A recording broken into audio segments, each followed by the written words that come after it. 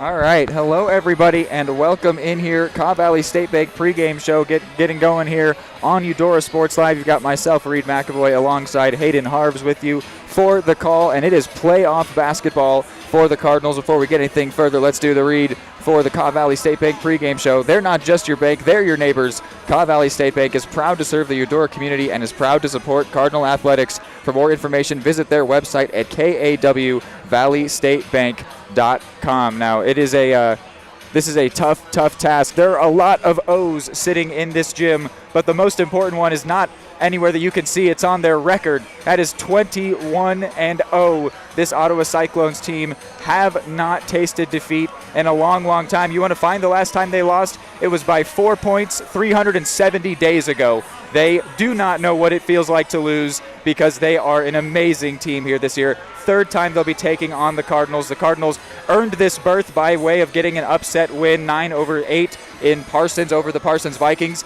And hopefully that Vikings game prepared them for what it's like to be in this atmosphere. I mean, they've already experienced it once earlier this year, but that Vikings game, there was a lot of fanfare behind the Parsons team, and they really didn't have anyone there for them, and that's no fault of anybody in Eudora colors. It was just a 2.5-hour treacherous drive. There is a lot better turnout here today. It's only an hour, and it's a much nicer day here today for the trip to Ottawa. So there is some good turnout, but the Cardinals, we called it the eye of the storm, which you pointed out, Hayden, is actually the least dangerous part of a storm, but I'm still going to call it the eye of the storm. The Cyclone zone is what they call the student section. This is a rowdy place. It will be shaking, it will be loud, and if their team takes the lead, they are very unlikely to give it up, especially when the fans get behind them. Hayden, what's your analysis here on the pregame show?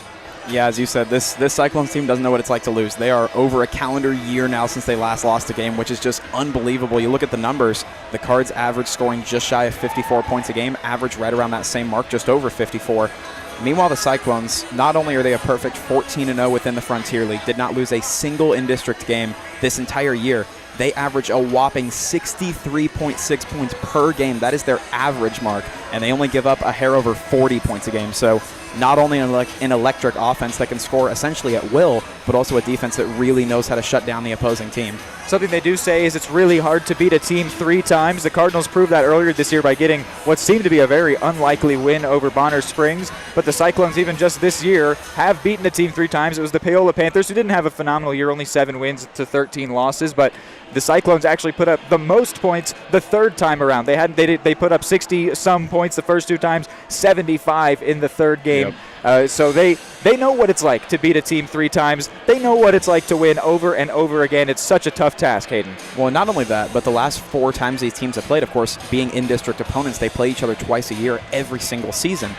In the last 4 matchups, Ottawa's 4-0. One of those was a mere 5-point win in Eudora. But other than that, they've kind of handled the Cardinals these last couple of seasons. To go back to the last time they lost to this Cards roster, you'd have to go back to February 7th of 2023. So we're over 2 full years since they lost a game against them. However, in that year, they were 0-2 against the Cards. So there are players on this roster and on this coaching staff that have beaten this team, but overall, Cyclones are looking to break some records and get another title under their belt, Reed. And this is on top of the playoff game and all that, this is actually a championship game. This is a sub-state championship game. And both of these teams know what it's like to win something. The Cardinals won the Tongi Invitational. The Cyclones, Frontier League champions. They also won their in-league tournament. So they have already won 2. They're looking for a triple already as they go on to state. It's unprecedented the way that this Cyclones team has been all year long. They've just been so powerful.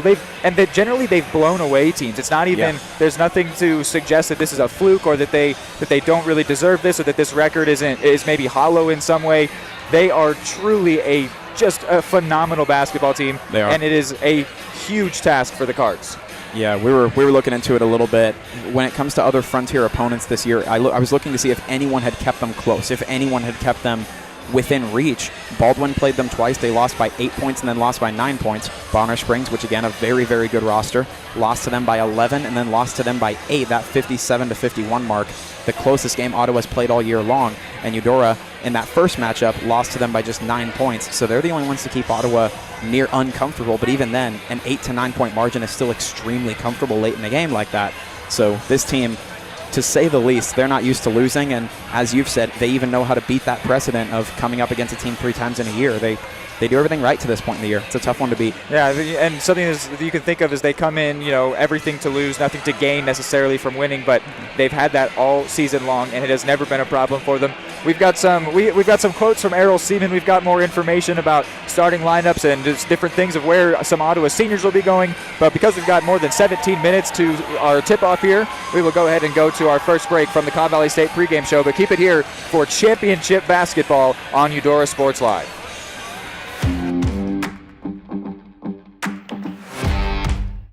At Kansas Insurance, we know one size doesn't fit all. In fact, our whole mindset is based on customized policies for you and your families. We're local, and we do what we do because we care about you. Think of us as brokers for your insurance needs. Working with Kansas Insurance gets you the award-winning service and attention to detail that only an independent agency can provide. All across Kansas, we're here to help you manage and plan for all types of risk. Contact a local agent today. Kansas Insurance. Local, independent, serving you.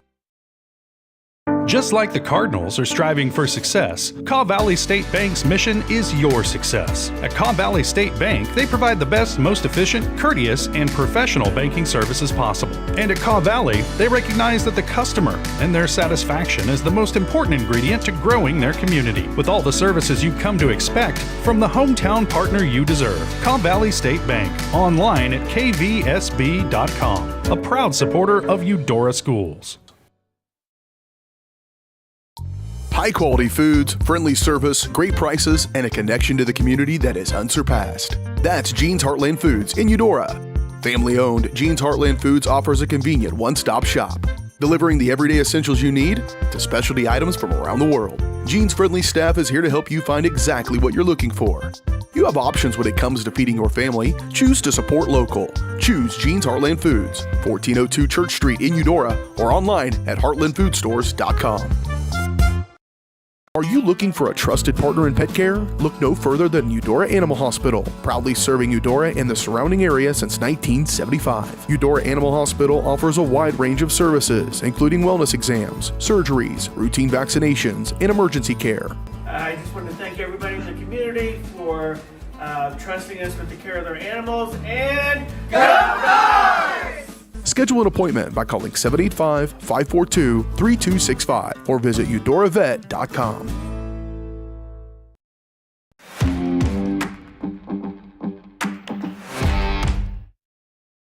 All right, back here on the Cobb Valley State Bank pregame show. We've got the number 9 Eudora Cardinals, 11-10 on the year. Be taking on the number 1 Ottawa Cyclones, 21-0. Got to be a favorite in the entire state, you'd have to think. We got some quotes from Errol Seaman preparing for this game. Reached out to the senior who'll be going to Baker, asking him some different things. What's the feeling on this game? He said the team is super excited and ready for a fight. They see it as having nothing to lose. We talked about that the expectations are that they will lose, and that can set you free. It can also be maybe discouraging, but if you frame that in the right way in your mind, you can let that get you excited. You know that there's only things to win here. You come out and lose this game, everyone's like, yep, that's kind of what we saw coming. And anything else, that's a great fight that you've put up. So I asked him just straight up, do you think you can do it? And he answered as equally straight. He said yes. He said everyone on our team is bought in for this one. And so I asked him what's the game plan. He said we're going to punch him in the mouth and not look back, which is to say, just to try and take an early lead and hold on from there. They know that the start is going to be massive because that's when the atmosphere will be loudest, and that's when if they can build out on a big lead, they can just run away with it. And so they know they need to start fast. And he said that they prepare for a fight, pretty much, was the direct quote from him there. I love it. So those are some quotes from Errol Seaman, who may end up being roommates very possibly with Cole McGrath, who is another commit to Baker to go and play football. I believe he actually commented on his post and said roomie, so it sounds like it. Could very well be his roommate across the hardwood here from this game. They've got a couple other commits as well on this team. Carter Hepner will be going to Pitt State for baseball, and also Caleb Hepner has not committed yet, but he has 7 basketball offers, so very likely, or pretty much a fact at this point, that he will be playing basketball at the next level. Just has not decided where that will be yet, but they have some phenomenal players. We know that the Cardinals have some athletes that will be playing at the next level. including Errol Seaman, who will be going to Baker. Connor Watson will be swimming at Barton. That's definitely a unique one. And Jackson Smith, will be playing baseball at Friends University. So those are some futures here. There are multiple college-level athletes going to battle here today, and some whose stories will continue to be together beyond their time just as opponents in the Frontier League. Hayden, what do you make of, what else do you have to add here? Also, something else is there is still no Cy Thomas for the Cardinals. Every game we sort of hope that as the season goes on that maybe that'll be the difference, that he needs to be able to return, but not the case quite yet. So what is his absence going to mean today? I think his absence is going to mean quite a bit. Of course, his prowess, mainly from shooting threes, but just being such a reliable piece for this starting 5 roster up and down the court all season was such a massive loss for them when he was no longer healthy. But at the same time, in the last month or so, I think we've seen the Cards really start to settle into not having him. They've gotten a little more comfortable working without him. I think if he were healthy, don't get me wrong, he would absolutely still be out there on the court. But I don't think it's a death sentence to this team. I think despite the fact that he did play in these last 2 matches, you could almost see that as a positive. Going back to your point of having nothing to lose, there's also now a touch of unfamiliarity with this Ottawa Cyclone team against the Cards, right? It's a different play style. It's a little bit different of an approach for this offense. I love that framing, Hayden. There's a phrase that's every disadvantage has its advantage. I hadn't thought of it that way, but I love that. No, that's great. Yeah, I mean, it's not obviously far from a guarantee, but that is one of those things where, both times that this very dominant Cyclones team has played the Cards, they've had Cy Thomas in the fold, and so much of their offensive identity was kind of that 1-2 punch with Ryan Osborne and Cy Thomas, and then Cash Schneider was there as well, Errol Seaman doing Errol Seaman things. But I think not having him in and kind of letting some of the other players on this roster shine, we've seen Cash Schneider's role become more defined. We've seen Cage Crable really start to make an impact. Connor Watson, Caden Dunback, Jackson Smith, a lot of these other pieces who have kind of appeared out of thin air with the absence of Cy Thomas. I think there's a chance it could catch the Cyclones off guard tonight. I look forward to seeing how that plays out early because, like you said, the start is going to be really, really important. Yeah, we've seen a lot from Cash Schneider in that absence of Cy Thomas. He put up 11 points in the win over Parsons. Something, though, is he did get up to 4 fouls, and that's been a recurring theme for the freshman with these more minutes that have come to him. Is he's been in foul trouble. He's fouled out a couple times, actually. Yeah, he has. And this is a game that could get testy. Seaman didn't mean it when he said punch him in the mouth, but this is a game, yeah. Whenever there's an atmosphere like this where, it feels just like you're playing a professional game, maybe even more atmospheric than some professional games, that could lead to some tempers flaring out on the court, especially what this game means. One team's season will be ending today. So that could very well get to that point. We'll keep an eye on the freshman. They'll have to keep him, make sure that they keep him out on the court as much as possible. You mentioned Julian Otis. He put up 9 points in that win. Ryan Osborne put up 22. It was a crazy game for him. We had Osborne as the player of the first half and Schneider as the player of the second half in that one because it felt like the Cardinals basically won that game twice over. And Julian Otis has been such a monster, too. That's a really good mention. So there are some different players who will be stepping up in that continued absence. It's not a new story at this point. It's just something that worth mentioning, as the freshman was literally tournament MVP in that Tongi Invitational. But the Cardinals have been without him for a while at this point. They've grown to maybe become somewhat used to that, and some players have taken on bigger roles, and the Cardinals have had success. They've guaranteed that at worst they will be a 500 team this year, which at some times seemed like that was never going to be the case. At other times seemed like that was a foregone conclusion, and then all of a sudden again it went back to where it seemed like, okay, they're not going to be above 500, and then they earned it all back. It's kind of like that Parsons game. So they will at least they are 11-10. At worst, they'll end the season 11-11, but they don't want to hear anything about the potential of losing this game. They're draining a lot of threes over there right now, which could be a big part of this game here today for the Cardinals. We'll see the roles that Errol Seaman, Cage Crable had. Crable got the start against Parsons, which was a little bit of a surprise for us, but he did well with it. Yeah, he's always been such a fantastic role player. Love seeing the way that he plays. So a lot of different storylines that will develop throughout the course of this game as it goes on. They are in the eye of the storm here in Ottawa, Kansas for some championship basketball. It's the sub-state, 9 taking on the 1. It would have to be another upset for the Cardinals if they don't see their season end today. We'll go to another break from our Caw Valley State Bank pregame show as we get closer to tip-off.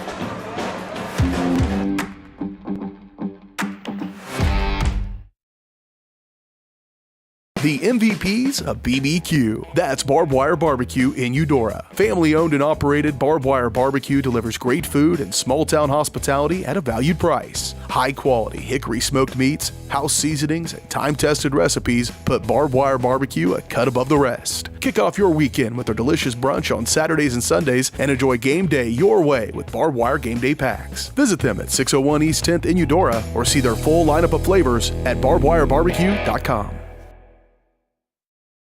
Hey, I'm Mike Rope, here today to encourage you to connect with 811 before you dig. And I'm Micro, and I'm here because I love to dig in the dirt. It's true. He's also here because he's very small and not that bright. Here, for instance, we can see Micro doing what he loves to do. And here we can see the consequences of not doing what he should have done. Dude, why didn't you call 811? I forgot the number. See? Not that bright. How do you see the world? At Shriners Hospitals for Children, we know that changing how you see things can turn them into everyday miracles. Like riding my bike. Breaking boards. Hugging my mom. Every day for over 90 years, Shriners Hospitals for Children has been sending love to the rescue, regardless of a family's ability to pay. If you know a child we can help, call or go online now. Everybody can make something, because I think everyone has a spark of creativity, and the reason that I have to keep making is because I don't think my life would be as fulfilling without it. If you make things yourself, that means you're not cowering in fear. You're out there taking chances. That, I think, is my way of saying I love you to the world. All right, now I want to hear why you make. Share your own Why I Make story today. Visit whyimake.org.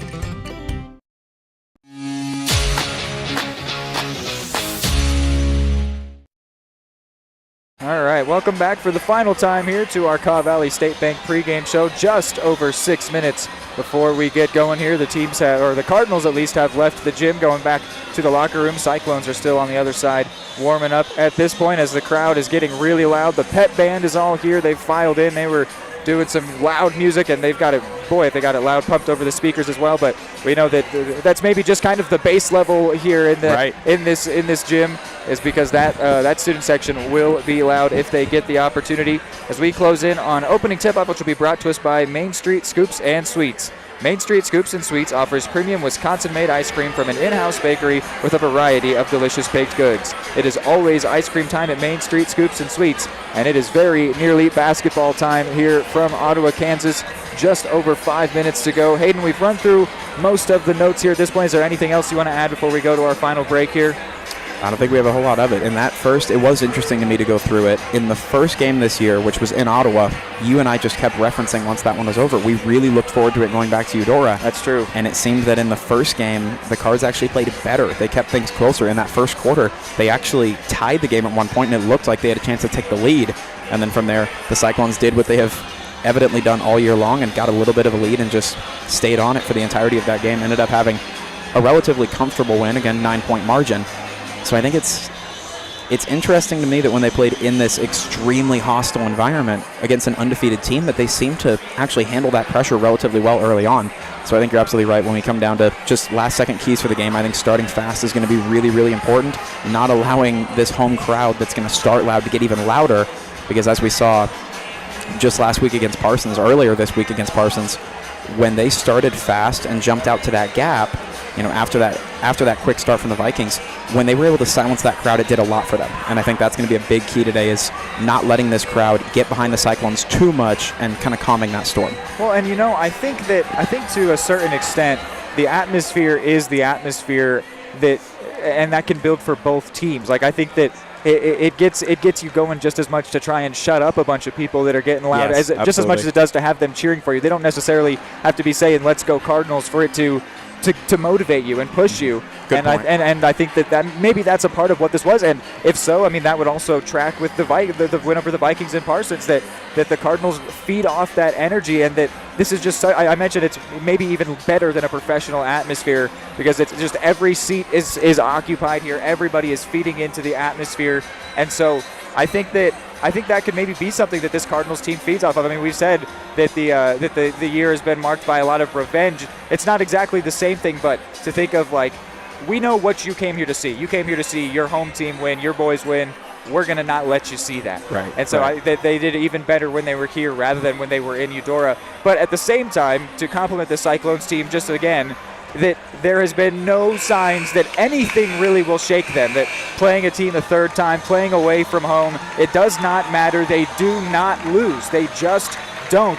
And so, we were saying we can't wait to get them in Eudora, and it didn't go very well for us, did it? Because it's not because of the atmosphere. It's not because of the way that things go or what. They're just a great team. They have good chemistry. They have great players. They know how to play, and the atmosphere is sort of maybe just a bonus. It's something that adds on to that for them. So there is nothing that will really shake this team. If the Cardinals do it, they will be the first and the only. They would love to make the Cyclones season something where years and years from now you look back and you see 21-1. Who was the one? It was a team that lost to them that they beat twice earlier in the year. What in the world? How did that happen? So that does bring up one more note.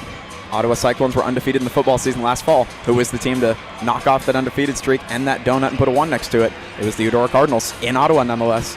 We will go to one last break here. Tip-off less than 2 minutes away, so keep it here. Sub-State Championship basketball is next.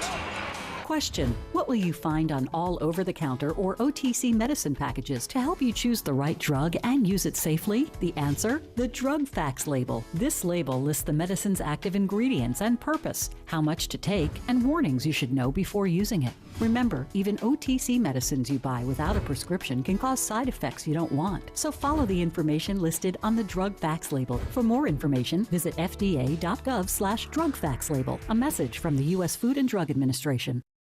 What would happen if I had to pick up the phone, call 911 for one of my family members or one of my neighbors? What would I do if no one was on the other end to respond? What if there was no 911?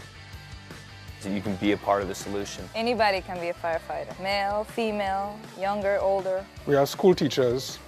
We have leaders in business. Is me, you, anyone that wants to be. There is no typical firefighter.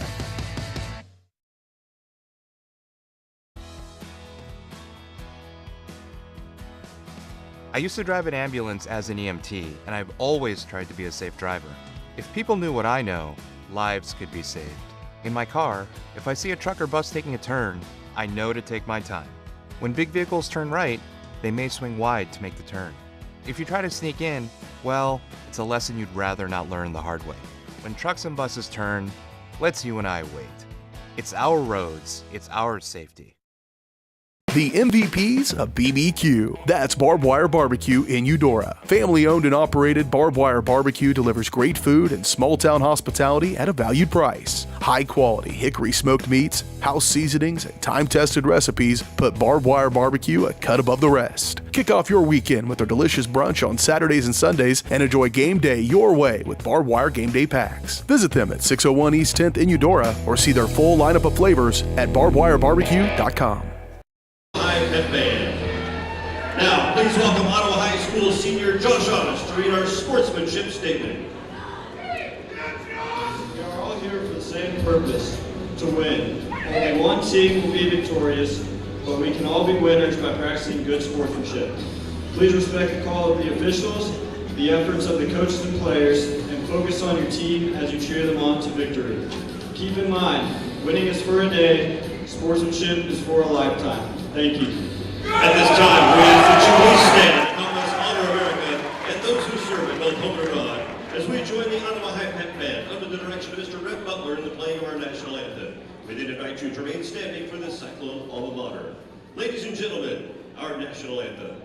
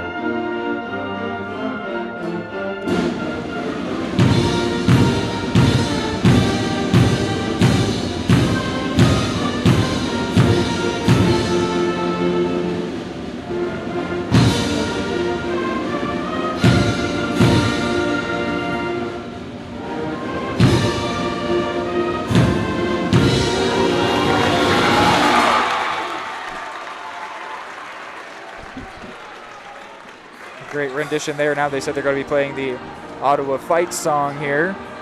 So as everyone in Eudora colors takes a seat, you can now see your away team here. We'll get into starting lineups in just a second as all of the Cyclones fans and cheer teams sway back and forth. They prepare to bring the noise, set the atmosphere, bring the Cardinals into the Cyclone zone, get them maybe uncomfortable and rattled, or maybe feed them the energy that they want, depending on how it goes, and we'll see how this game goes.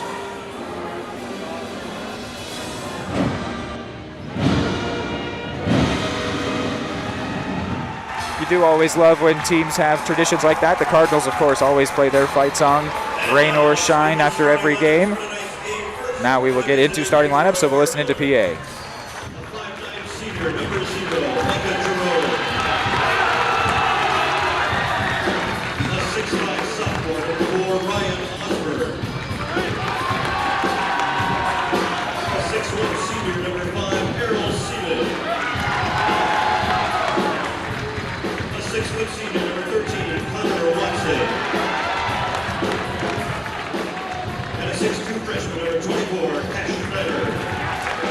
I have a feeling this next part's going to be loud.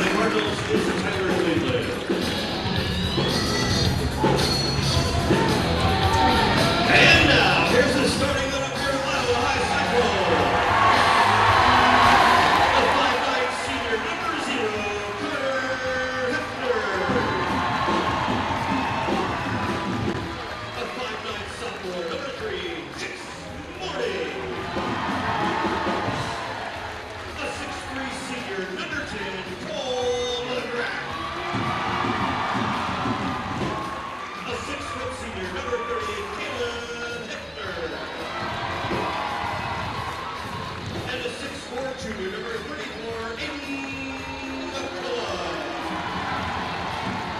Head coach of the Cyclones is Cliff McCullough. All right, so just to run you through that, Carter Hefner, Jace Morning, Cole McGrath, Caleb Hefner, Aiden McCullough, and for the Cardinals, Micah Jerome. Not sure if Micaiah's got a new name, but Micah Jerome, Ryan Osborne, Errol Seaman, Connor Watts, and Cash Schneider are the starters for the Cardinals here in this one. Maybe that'll just add to that energy for the Cardinals. The scoreboard will be running away from us regularly in this game. We absolutely. will try and stay on top of that as best as possible.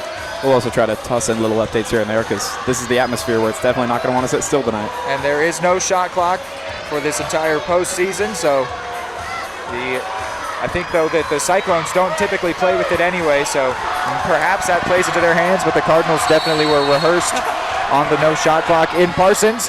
McCullough will win this opening tip. So the Cyclones begin with the ball here early. The start and the final score of this first quarter will be very important for the way this game plays out. You'd have to imagine McCullough found his way to the basket and scores first here. And you got to think the Cards were expecting that. This is something they're ready for with how explosive this offense is. Cardinals moving around. This is Watson, Seaman, Schneider to the corner for Jerome. Back across to Schneider, who drives along the baseline, found himself open, and a nice layup there to quickly cancel out the basket from McCullough. It's twos. Really nicely done.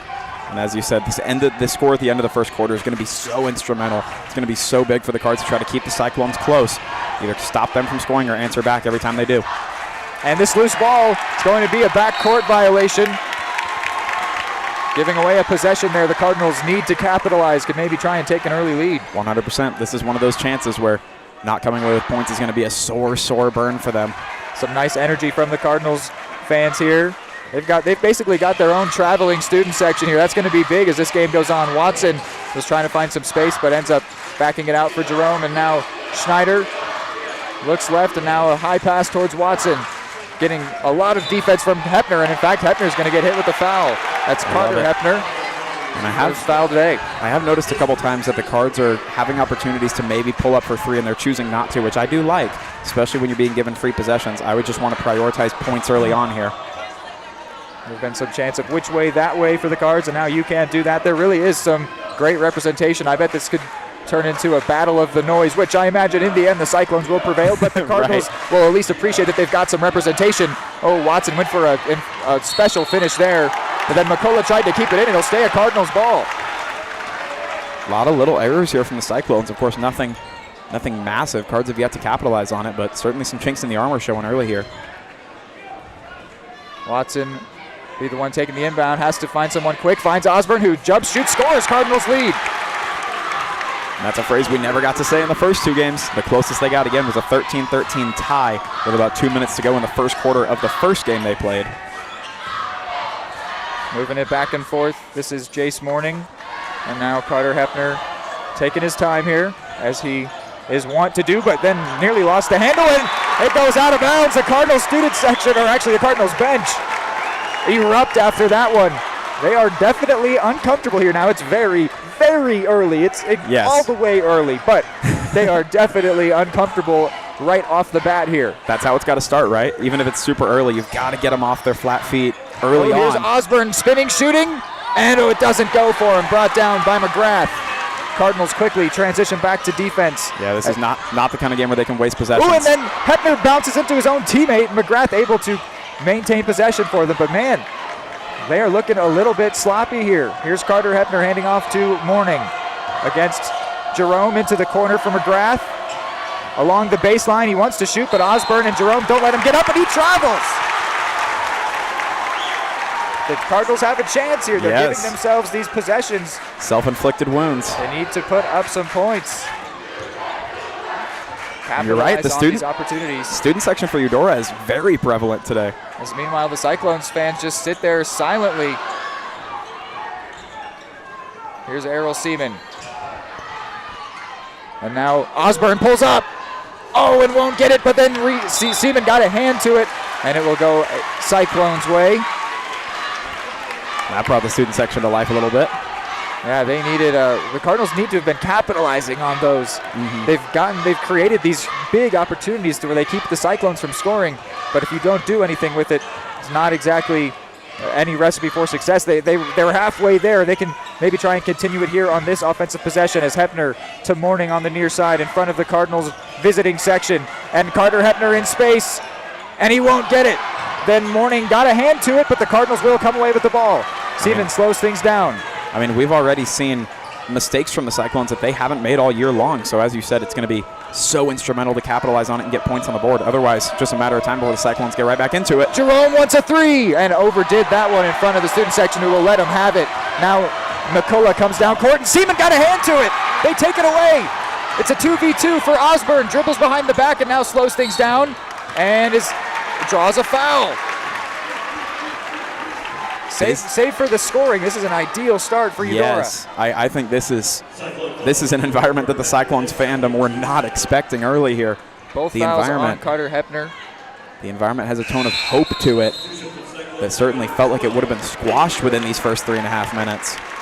Coach McCullough going to look for an answer by taking out Carter Hepner and putting in Caden Turner, one senior for another. Errol Seaman, senior, nearly got it and one. He upset that he couldn't get that one to go, but he will get a couple chances at the line following a third team foul against Ottawa, this one against his future Baker teammate Cole McGrath. Being able to make this a two-possession game early, although again with the prowess of the Cyclones, you could put them in an uncomfy spot, be ideal for the Cards. It'll get loud here for Errol Seaman, who drains the first one, no problem. Silencing the crowd, right?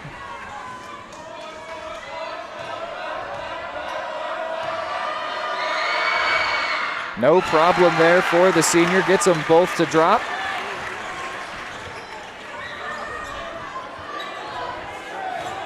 Trying to get set now are the Cyclones. This possession is important. Finds Caleb Hepner and now McGrath. Pass for the substitute and off the bench. The left-handed layup does not go for Caden Turner. Osborne breaking down court. Finds Seaman, finds Jerome. Steps back, passes out. Osborne for three. Oh, it doesn't go. And then Hepner gets the rebound. And in fact, Errol Seaman hit with a foul, which he does not like. Needs to make sure he doesn't get anything further. The official going to explain it to him. He said, all right. He certainly went over. He said all right, but then he came away and gave a face of indignation. Not all right. You know what? Veteran move. You can be frustrated after you talk to the official, but. So that's the first foul against the Cards in this one. This is Turner. Now Caleb Hepner across to Jace Morning. Just moving it around here. They haven't had any 3 balls go for them yet. That's something they've been pretty good at this year. Something they were trying a lot in the warm-ups too. Turner took his eye off the ball there. Even these little things, even if they maintain possession, could just make them have some doubts creep in for these Cyclones. Could it really happen that they lose for the first time to a 9 seed? Surely not. Now they will make another change, putting in sophomore Hayden Hull in place of Cole McGrath. Yeah, I think if they're smart with this possession, they really try to emphasize just taking their time and playing mistake-free, which they've done half of that. They've definitely been taking their time a little more, but struggling to keep that mistake-free style of ball going. This is Caleb Hepner. Steps to the right of Schneider and now finds Jace Morning, who will shoot over Jerome and it won't go, and then Jerome gets up and rebounds. Wow. These Cardinals are playing with a fire lit under him read so far, I'll tell you that much. Schneider could have maybe tried to catch and shoot, but instead a pass for Seaman, who then tried to push it all the way across to Watson, but it's intercepted by McCullough, who will then get fouled by Watson. That's a second team foul for the Cards. There's that physicality you mentioned. This kind of atmosphere can certainly contribute to a bit of that.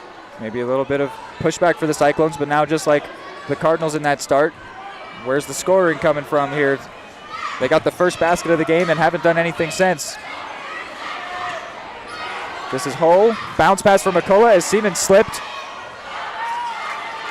in the corner for Morning. Now Hull. Cardinals with some nice coverage here all over the place, making them unable to break down outside of the arc. A nice hesitation from Hepner. That's very nicely done. Extremely nicely done. And when the defense is playing tight on you like that, they're making it so hard to find gaps. Those are the kind of shots that kind of become a necessity. All the props in the world to the Cyclones for nailing a really impressive shot in a tough spot there. So that's got the Cyclones fans excited, finally seeing their team score for the first time in a little bit. What can the Cardinals do in response? Watson for 3, and it won't go. Cardinals also unable to convert from 3 thus far in this one. They've pulled up 4 times at this point. Cyclones the 1 time, it didn't go. Watson going to get hit with his second foul, team's third.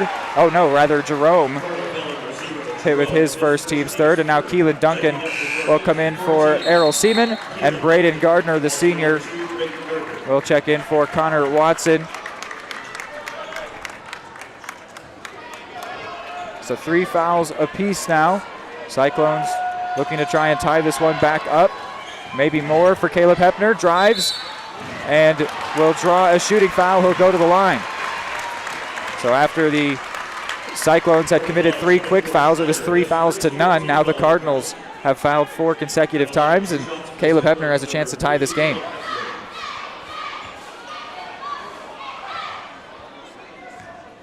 These free throws are going to be big early on here again. Getting momentum versus keeping it going to be really vital. Hepner drains the first. McGrath returns for Jace Morning. Or no, rather McCullough went out.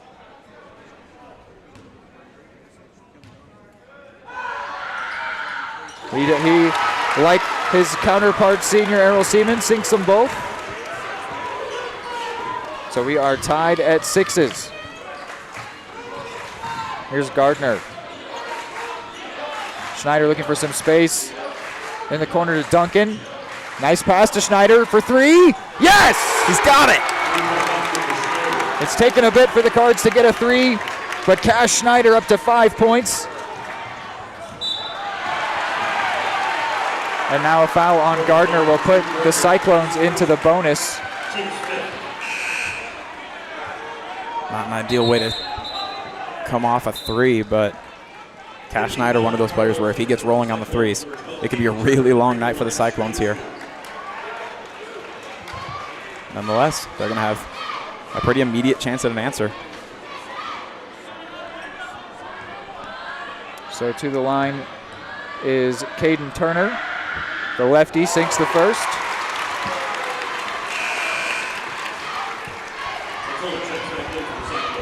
McCullough comes back for Caleb Hepner. And Errol Seaman returns for Keelan Duncan.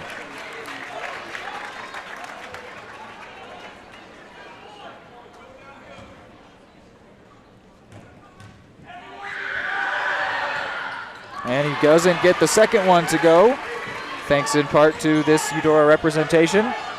So here's Micaiah Jerome, Cardinals with a slim lead. Gardner to Seaman. Gotta get the offense rolling. Movement. Hands back for Jerome, who will take his time, roll left now for Schneider, who wants to drive behind his back dribble, but then shut down by Hayden Hull. That'll get the crowd excited. Here's Jace Morning. And, couldn't get it to go. Loose ball still, last touched by Ottawa, it would appear. Didn't see a clear call there. No, the ref kind of just lined up Braden Gardner, but so there's Cardinals the signal. will inbound. They've got a minute left here. They will try to see out a slim first quarter lead. They're going to get a full court press in their face as they try and move down court, Jerome and Gardner. And in tandem will draw a foul there against Jace Morning, his first, team's fourth. I'd have to do a little more digging into the numbers, but if the Cyclones were to go into this first quarter break at a deficit, it might be the first time all year that they've not led a quarter. Jerome was under some real physical contact there, able to bring that inbound in against Hayden Hull. Hands to Gardner, 40 seconds left, slides in and gets a foul against Hayden Hull, so that puts the Cards into the bonus. I think Gardner will be going to the line. Opportunities, right? These are the ones they've really got to capitalize on. I highly doubt we've seen the Cyclones start this sloppy to a game in a while, but yet the Cards have really not made them pay for it as much as they could have. Gardner drained a 3 in the Parsons game. And he will put the Cardinals up to 10 points. The first team to double digits here today. Didn't see that one coming. Cage Crable goes in to help fight for this rebound. It's maybe the best thing about the postseason, unpredictability. And Gardner does not get the second one to go, so that means the Cyclones now will potentially set up a chance to tie this first quarter. Again, no shot clock. As they will slow things down here. They're looking to take that last shot. Don't want the Cardinals to get anything more than the 10 they've already got. Morning looking to try and get past Jerome, but some stingy defense. Now hands off for Turner and back to Morning. Jerome not letting anything go here. How are they going to set this one up? Morning going to drive and draw a shooting foul. Coach Cleveland does not like it. Not the worst thing for the Cardinals, depending on how the rebound or whatever, however this situation plays out, is they could potentially have just guaranteed, not guaranteed, but potentially seen themselves holding some sort of lead.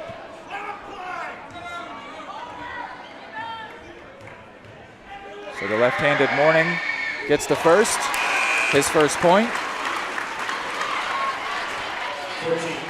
Jerome goes out. Ryan Osborne goes in. And Keelan Duncan goes in for Cage Crable. So they've got Cardinals have Seaman and Osborne on the end of the line here. Osborne boxes out, and actually Duncan is the one that comes in and grabs the rebound. Osborne gets the handle, spins, shoots, won't score, still loose. He's going to have to put something up full court, and rather McGrath will just hold it. The Cyclones content with that 2-point deficit. The Cardinals lead after one. Surely not, right? We'll go to a break here after one.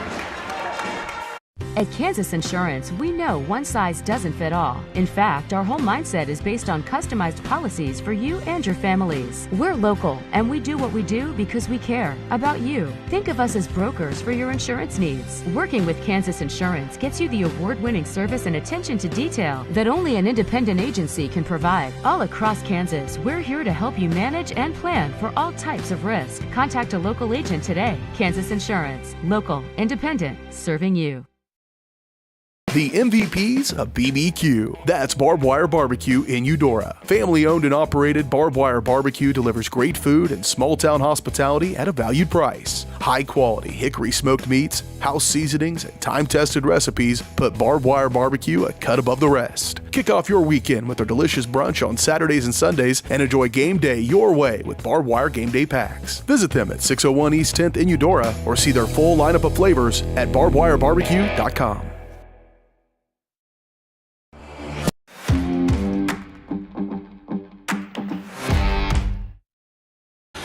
Cardinals lead after one here in Ottawa. Only a slim 2-point lead. They led the large majority of that first quarter and begin with the ball here. Braden Gardner out on the court. 3 seniors out there.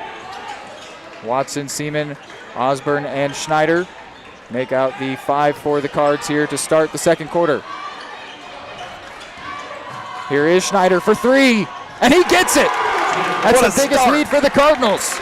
And what a start for Cash Schneider. So instrumental for him to get rolling on the threes, because once he gets rolling, we've said it all year long, he can be really, really dangerous from 3 when he gets into a rhythm. Already hitting 2 of them. It's a really good sign. Cyclones fans just standing there with their arms crossed or by their side. No real noise coming from them. Cardinals getting into this one. McGrath couldn't pull up for 3. Osborne was in the way. Carter Hepner slips around, and that's a great finish. That's a great finish and some really needed points, it feels like. And now a travel call here. So that's an unneeded turnover that gives the Cyclones a big chance here on this possession. Gives the Cyclones fans some life as well. Yeah, student section's alive and well at this point.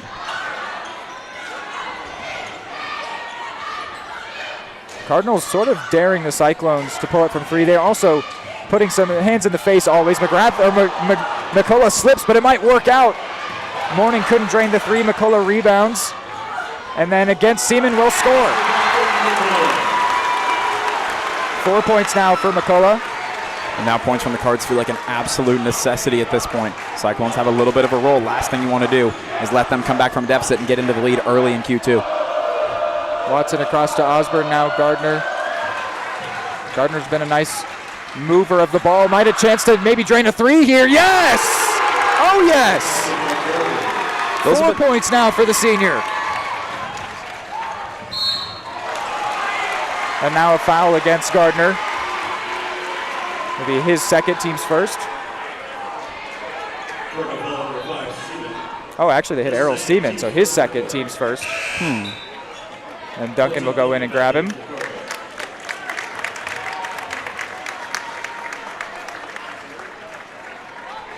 McCullough down for McGrath. Lost the handle briefly. Moving it around. Caleb Hepner. Some great defense along the perimeter and inside the paint.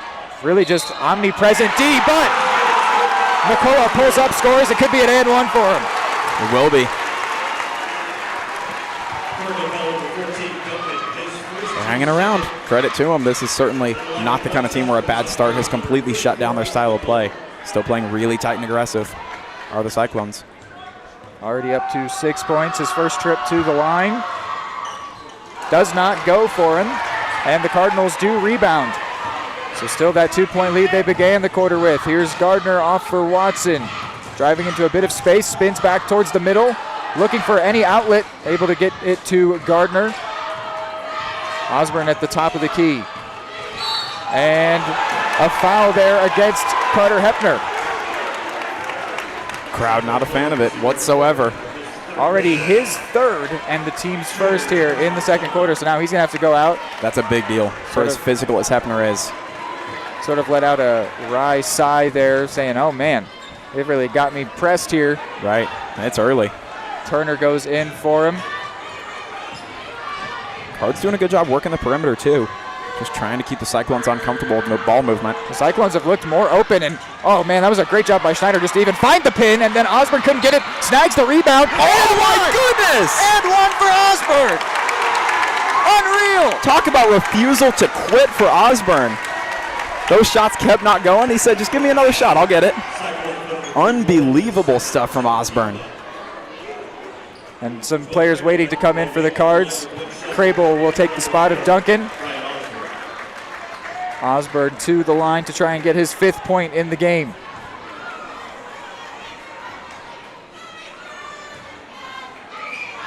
And he drains it.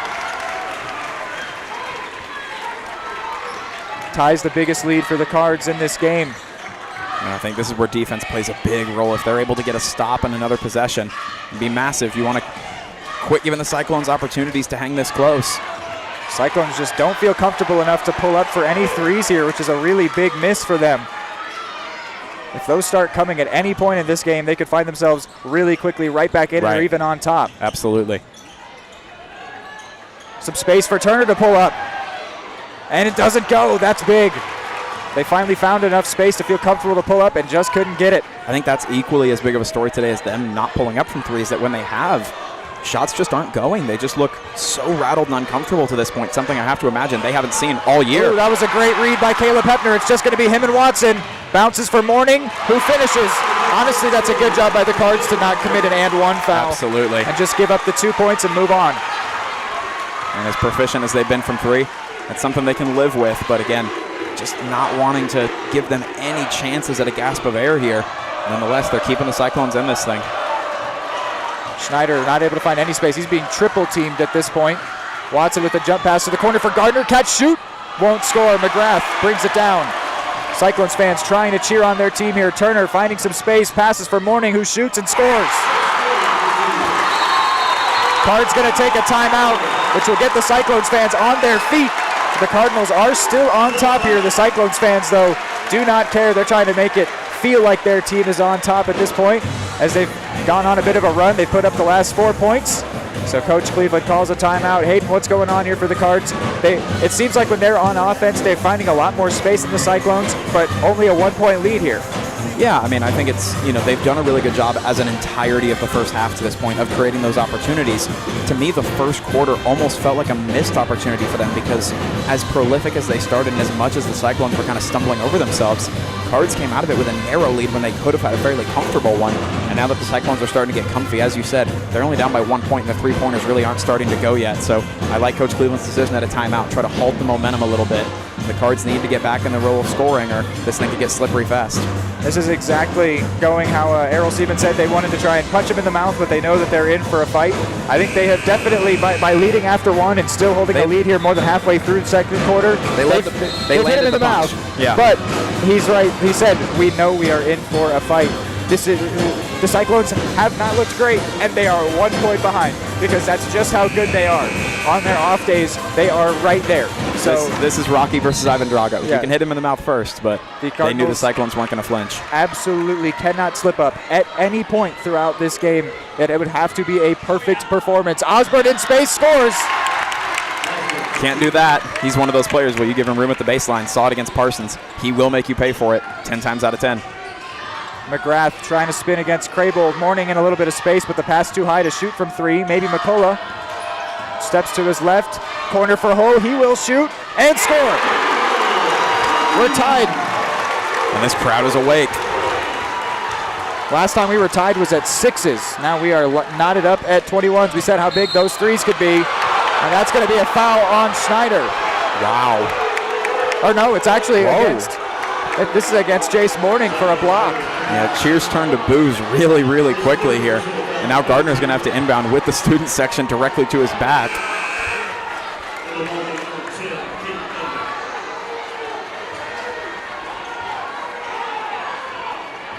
Caden Dunback goes in. Coach Cleveland is steaming mad about something. I think he's maybe trying to sub somebody out here, or no, getting a play. There it is. He's trying to get Watson to inbound. Cleveland was using every ounce of energy in his body to scream at his players there. Got that organized. Maybe feeling the pressure here, having seen his team's 5 point lead go away. Dunback put some handles on Turner. Schneider unable to find any space against Hull. Osborne finds a little bit of room in the paint. Not enough to score. Brought down one-handed by Caleb Hepner. I think this is where we're going to see the Cards' resilience take effect. If they go down, how they respond is going to show a lot. That's not going to help. Schneider goes down hard on the backside of that, but he also committed the foul. He is not feeling okay. Really a good thing that that basket didn't go. It's actually on the floor here, this foul, which will draw many boos with a lot of O's representing Ottawa. Second foul against Schneider, team's third. It's 3 fouls apiece at this point. The Cyclones inbound will find McCullough. Cole fakes the three. Put Watson, and he completely lost Watson there and has given his team the lead for the first time in a while. And again, the response here from the Cards I think is going to be really, really critical. If they fall flat, this could be setting the tone for the rest of this game. Dunback moving around. Schneider, someone who's capable of restoring the Cardinals' lead. So too is Osborne, but he's being suffocated and gets it taken away. Turner finds Hepner, finds McCullough, who scores. And we have a 9-point swing in the last couple of minutes. Went from a 5-point Cards lead, erased it, and now the Cyclones are up by 4. And that's the biggest lead for the Cyclones in this game. And now this sounds like Ottawa.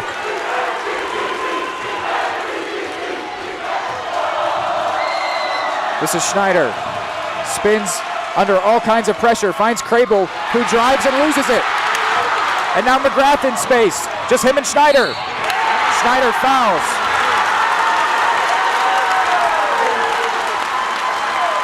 It's kind of what you can't do in that spot. Schneider committing the team's 4th, his 3rd foul already. Sends McGrath to the line, where he'll look for his first points. And Coach Cleveland gonna call a timeout. We'll go ahead and send you to a break. The MVPs of BBQ. That's Barbed Wire Barbecue in Eudora. Family owned and operated, Barbed Wire Barbecue delivers great food and small town hospitality at a valued price. High quality hickory smoked meats, house seasonings, and time tested recipes put Barbed Wire Barbecue a cut above the rest. Kick off your weekend with their delicious brunch on Saturdays and Sundays and enjoy game day your way with Barbed Wire Game Day Packs. Visit them at 601 East 10th in Eudora or see their full lineup of flavors at barbedwirebarbecue.com. Cardinals were in deep discussion in that huddle there. Everybody getting involved and trying to hype up their teammates. They know the pressure of this moment, and they know they've seen what they're capable of, but they have also seen their lead go away here at this point. This is the biggest lead for the Cyclones, and it has a chance to grow larger as McGrath looks for his first points from the line. Things have been going really well for the Cardinals, but all of a sudden they've taken a turn. Will the Cyclones be able to run away with it? Yeah, it's really, really instrumental how the Cards answer in the next, really up until halftime. If this lead extends at all for the Cyclones, they're setting a really scary tone for the rest of the second half. But if the Cards are able to answer back, kind of punch them in the mouth again, only gets one, and Osborne rebounds. It's a good start. Now you've got to finish with points. You've got to get something tangible to go with this possession. Can't have another giveaway or a penalty. Dunback gets it knocked away, but that'll stay. Oh, no! They say it touched him last. So it'll be a Cyclones ball. That's exactly what you just said, Hayden. They couldn't have that happen. Cyclones now with the chance to build on this lead that they've got. Well, the offensive possessions are the biggest for the Cards because that's when you have control of the ball. It's just so tough to hold on to a close deficit when you're the one on defense the entire time. Just essentially hoping and praying that your shots don't go for the opponent. Turner against Dunback. Strong pass in from McGrath, who's going to have a tough battle against Osborne, but he'll win anyway. I said it before. Feels like we said it on the last 3 possessions. We'll say it again. This one is crucial. These are getting more and more dire, it feels. Oh, Hull nearly was able to read that one. Cyclones going for the aggressive defensive approach at this point, trying to take it away. It's been working for them. Final minute here of this first half.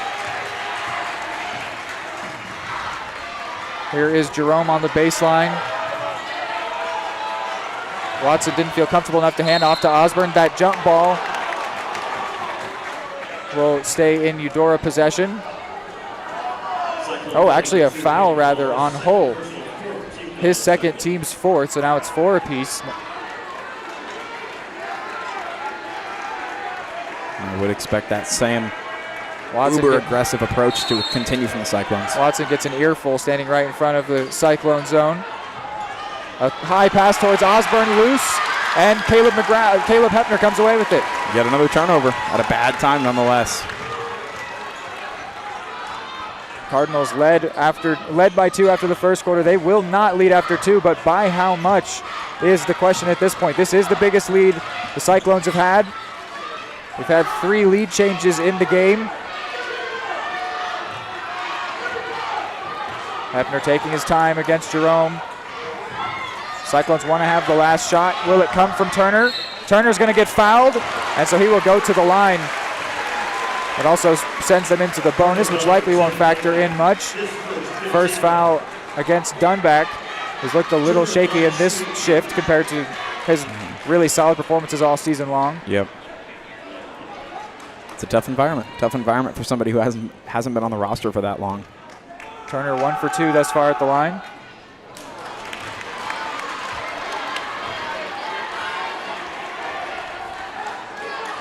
Dunback getting some words from Coach Steffen and Coach Cleveland. Looking like this rebound is going to be crucial, Reed.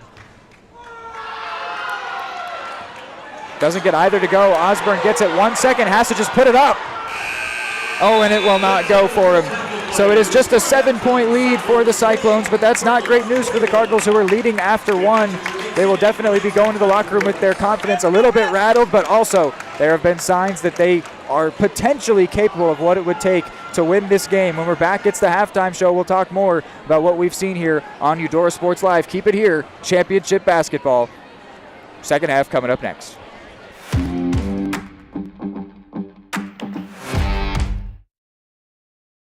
High-quality foods, friendly service, great prices, and a connection to the community that is unsurpassed. That's Jean's Heartland Foods in Eudora. Family-owned, Jean's Heartland Foods offers a convenient one-stop shop, delivering the everyday essentials you need to specialty items from around the world. Jean's friendly staff is here to help you find exactly what you're looking for. You have options when it comes to feeding your family. Choose to support local. Choose Jean's Heartland Foods, 1402 Church Street in Eudora, or online at heartlandfoodstores.com. What would happen if I had to pick up the phone, call 911 for one of my family members or one of my neighbors? What would I do if no one was on the other end to respond? What if there was no 911? So you can be a part of the solution. Anybody can be a firefighter. Male, female, younger, older. We have school teachers. We have leaders in business. Is me, you, anyone that wants to be. There is no typical firefighter. More time before you wake up in the wild. Our natural world needs us now. Step by step, side by side, together, we can find a way to ensure that all life on Earth can thrive. To learn more about how you can help protect and conserve nature, visit nature.org.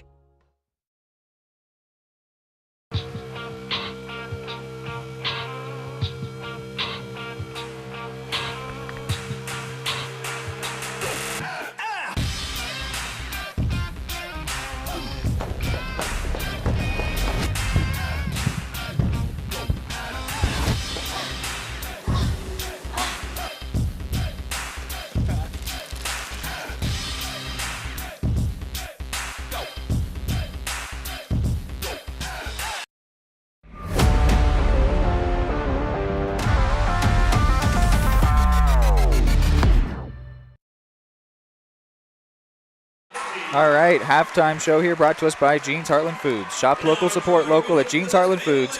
Visit their website, eudora.heartlandfoodstores.com, to sign up for exclusive offers and rewards today. So 28-21 our score. The Cyclones, after losing the first quarter 10-8, won the second one 20-11. So the Cardinals putting up 10 in the first, 11 in the second, pretty consistent for them. The Cyclones with a big jump up from 8 in the first to 20 in the second. We saw them look really uncomfortable at the start of the first.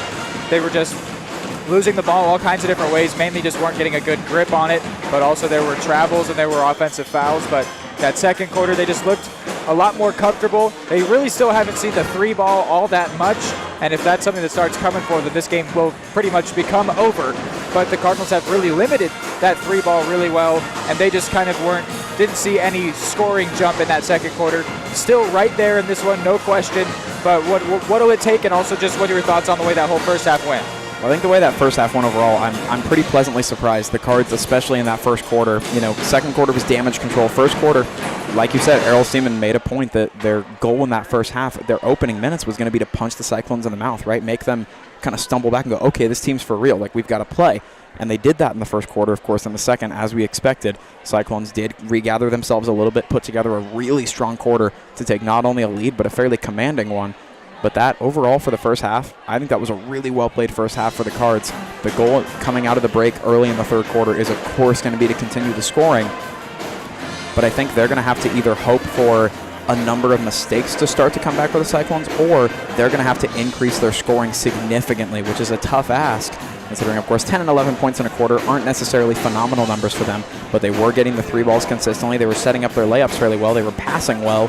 So it's going to be a tough ask, but they're going to have to amp up the scoring a little bit in this second half, and at the same time, they're going to have to hope the Cyclones slow down a little bit more on the scoring side, which I wouldn't expect 20 a quarter for the rest of the way out, but Cyclones certainly have a little bit of their mojo back, and they're more than capable of it. Yeah, there is something they're capable of, is just constantly being a free-scoring team. That first quarter was really uncharacteristic for them. I don't know how much the Cardinals can rely on recreating that, because it was the Cardinals seemingly will continue to shut down the 3-ball, but they were also getting fortunate that the Cyclones weren't getting anything.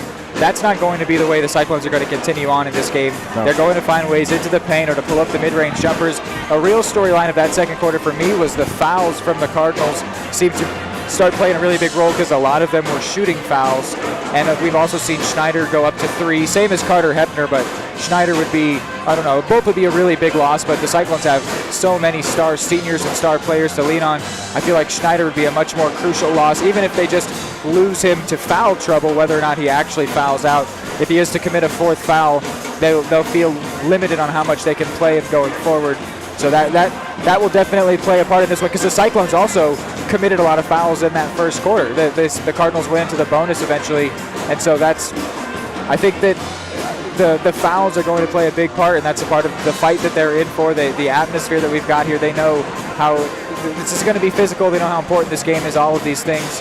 But I was actually very pleasantly surprised the first time that the Cardinals gave up the one-on-one that they didn't foul. Just giving up the 2, right? There's no problem. Just that's expected. Sometimes you'll give up 2 points even when you play great defense. If you're not set up that well, just kind of let it go. But then we saw Schneider later on in the same situation commit a foul, and it's just needless. Sometimes it'll turn 2 points into 3, and also it can give up you could get a player being closer to removed from the game and closer to getting into the bonus.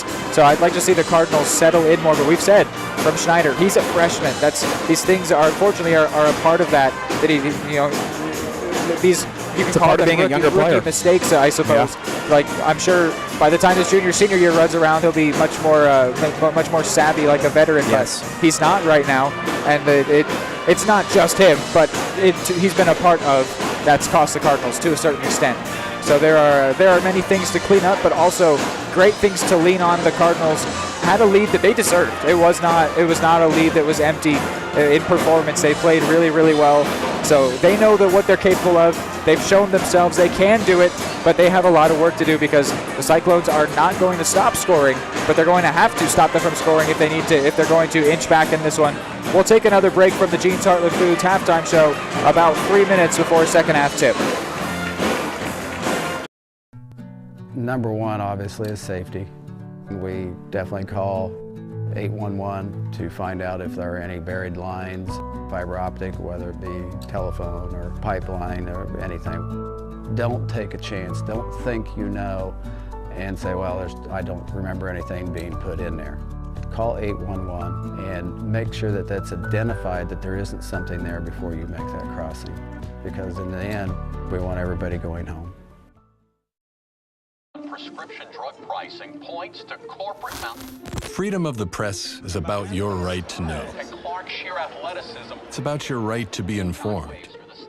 Today, there are real threats to press freedom and your right to know about the world around us. We must protect our right to know, no matter what kind of news is important to you. Before it's too late, understand the threats. ProtectPressFreedom.org. the MVPs of BBQ. That's Barbed Wire Barbecue in Eudora. Family owned and operated, Barbed Wire Barbecue delivers great food and small town hospitality at a valued price. High quality hickory smoked meats, house seasonings, and time tested recipes put Barbed Wire Barbecue a cut above the rest. Kick off your weekend with their delicious brunch on Saturdays and Sundays and enjoy game day your way with Barbed Wire Game Day Packs. Visit them at 601 East 10th in Eudora or see their full lineup of flavors at barbedwirebarbecue.com. Are you looking for a trusted partner in pet care? Look no further than Eudora Animal Hospital, proudly serving Eudora and the surrounding area since 1975. Eudora Animal Hospital offers a wide range of services, including wellness exams, surgeries, routine vaccinations, and emergency care.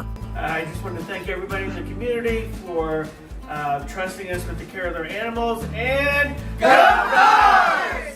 Schedule an appointment by calling 785-542-3265 or visit eudoravet.com.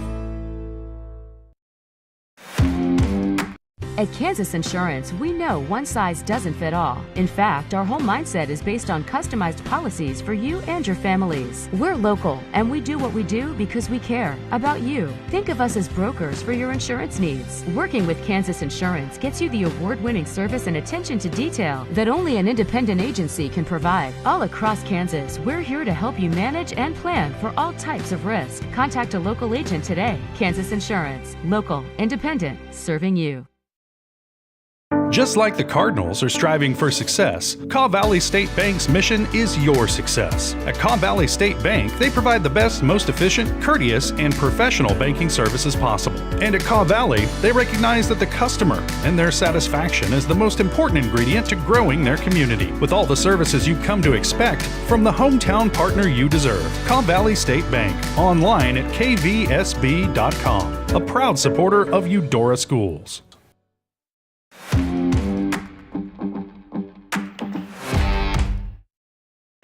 All right, so third quarter action here from Ottawa, Kansas.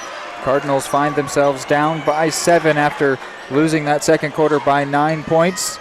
They will have to put up a strong fight here. Here's some space for Carter Hepner, but he won't take the opportunity at that three. Now it's with Caleb Hepner. Seaman nearly got a hand in it, but instead that ends up leaving McCullough open to score. Just like that, lead gets to double digits for the Cyclones. Really strong opening for them to kind of keep that tone set that they had in that second quarter. Just the 9 points right now. Oh, it is 9, you're correct. And it goes the other way now. This is Jace Morning who steps in, and the whistle goes for the Cards. A charge drawn there by Micaiah Jerome. Savvy play from Jerome. Step on the brakes at just the right time. Ooh, wow, that's Jace Morning's 4th foul, so he will take a trip on the bench, and we might not see as much of him for the rest of this game. It's risky to play him now. So the Cardinals, the first game this season, it ended 56-65 between the Cards and the Cyclones, a 9-point win for them. The halftime score of that one was 28-23 Ottawa. So the Cardinals were actually even closer in that one, despite not leading after one. But some extra fight back they'll have to have here in this one. Hepner gets a hand to that one. It'll still be a Cardinals ball. Trying to pass all the way across from end to end of the arch.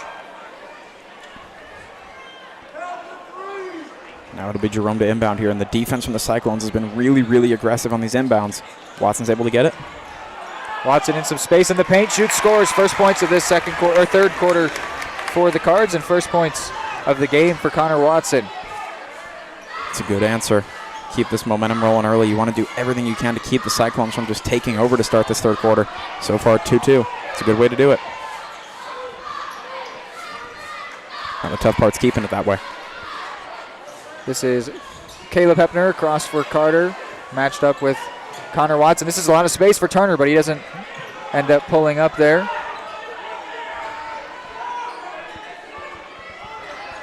Space for McGrath, but space when you have Osborne in your face is never really going to feel that much space. And that one will end up being an Ottawa ball. Swatted away off the hands of Schneider, I believe. In for McCullough.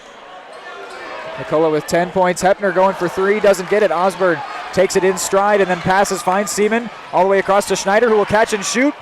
Oh, and couldn't get it. Jerome fighting for the rebound, loose ball. and it goes the way of the Cyclones. Man, Jerome put up a heck of a fight to go get it, too. Just unfortunate the way it fell. I love that ball movement from the Cards to set up Schneider for the three, even though it didn't drop. Being able to, in 2 passes, set one of your best three-point shooters up like that. Yeah, that was impressive. Errol Seaman swipes this one. It's him and McCullough.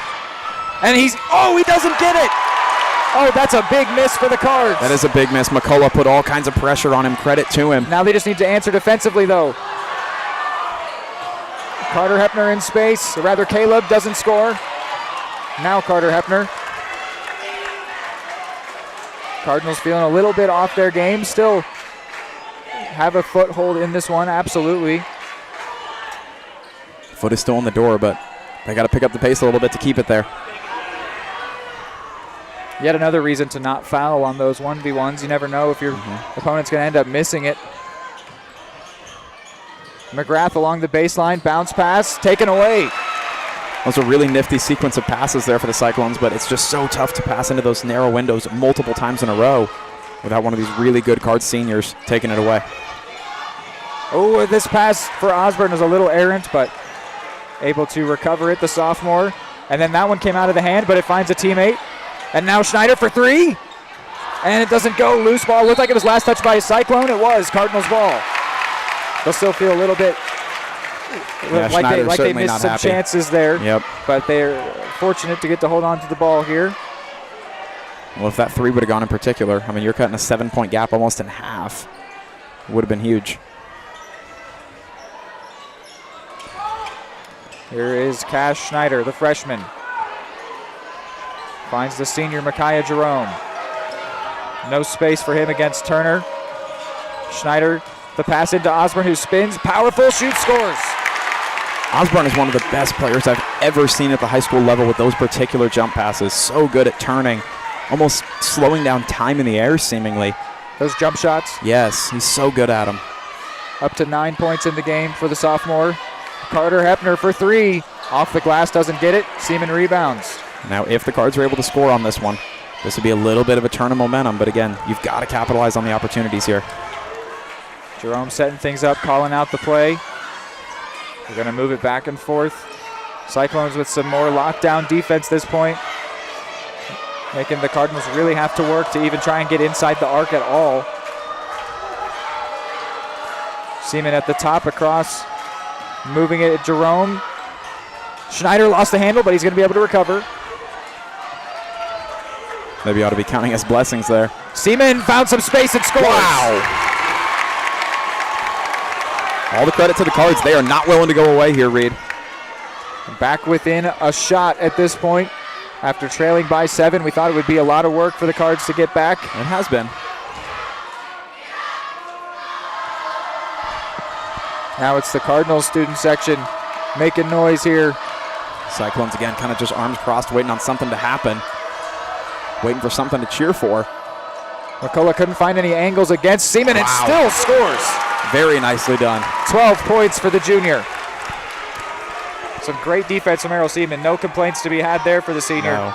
Like you said, sometimes you just got to cut your losses and not foul, take the 2 points. Jerome again slowing things down. We've seen him do this a few times. You know, we talk about the shot clock factoring in. These players have played their entire lives without the shot clock, so they're not, even though this season maybe they've settled into it a little bit more, they'll be comfortable without it. Jerome against Turner, draws the foul. Second team foul. Second as well against McGrath, who will now be subbed for Hayden Hull, and also Errol Seaman will go out for Keelan Duncan. Gardner also going in for Connor Watson. So now it's, in terms of seniors, just Jerome and Gardner. Jerome had a hard time finding a teammate, but did really nicely to find Osborne, who then quickly moved it to Gardner. Schneider, Jerome, keeping it rotating here. Oh, and Duncan forced that pass, and it didn't go. And then now a foul against Gardner. I believe that's going to be his third at this point. Cardinals first. I think a lot of them. His second, team's first. A lot of them have been in the similar situation. Well, I believe we thought he was fouled early, and it was Errol Seaman. So yeah. 3 that we thought could have been fouls on him, but alas, survives with just 2. Hepner to Hepner. Along the ground, and another foul against the Cards. This time Keelan Duncan, who spreads his arms in disbelief. He looks dismayed at that. His second, team second. The fouls hadn't played much, hadn't been a factor at all. It was only the first by Gardner there just a second ago. Now 2 quickly against the Cards. They were a real problem for them in the second quarter. And now it's going to be a third. Again. At this point, Keelan Duncan looks shocked. He's up to 3, and so are the Cards. All of a sudden, 3 in a matter of, I think, 10 game seconds. So now Keelan will be pulled out for Errol Seaman.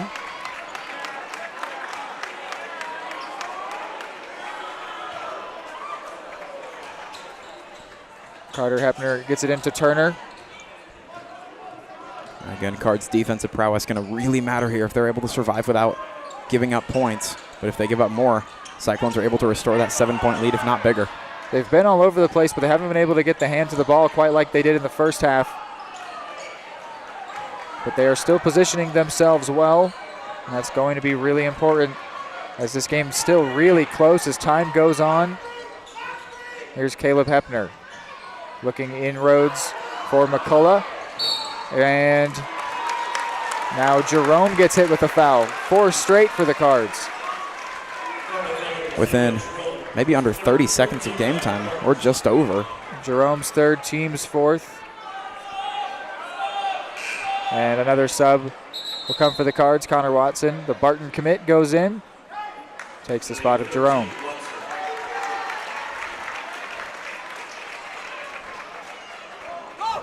And Gardner gets a hand in. It's just going to be him and McCullough.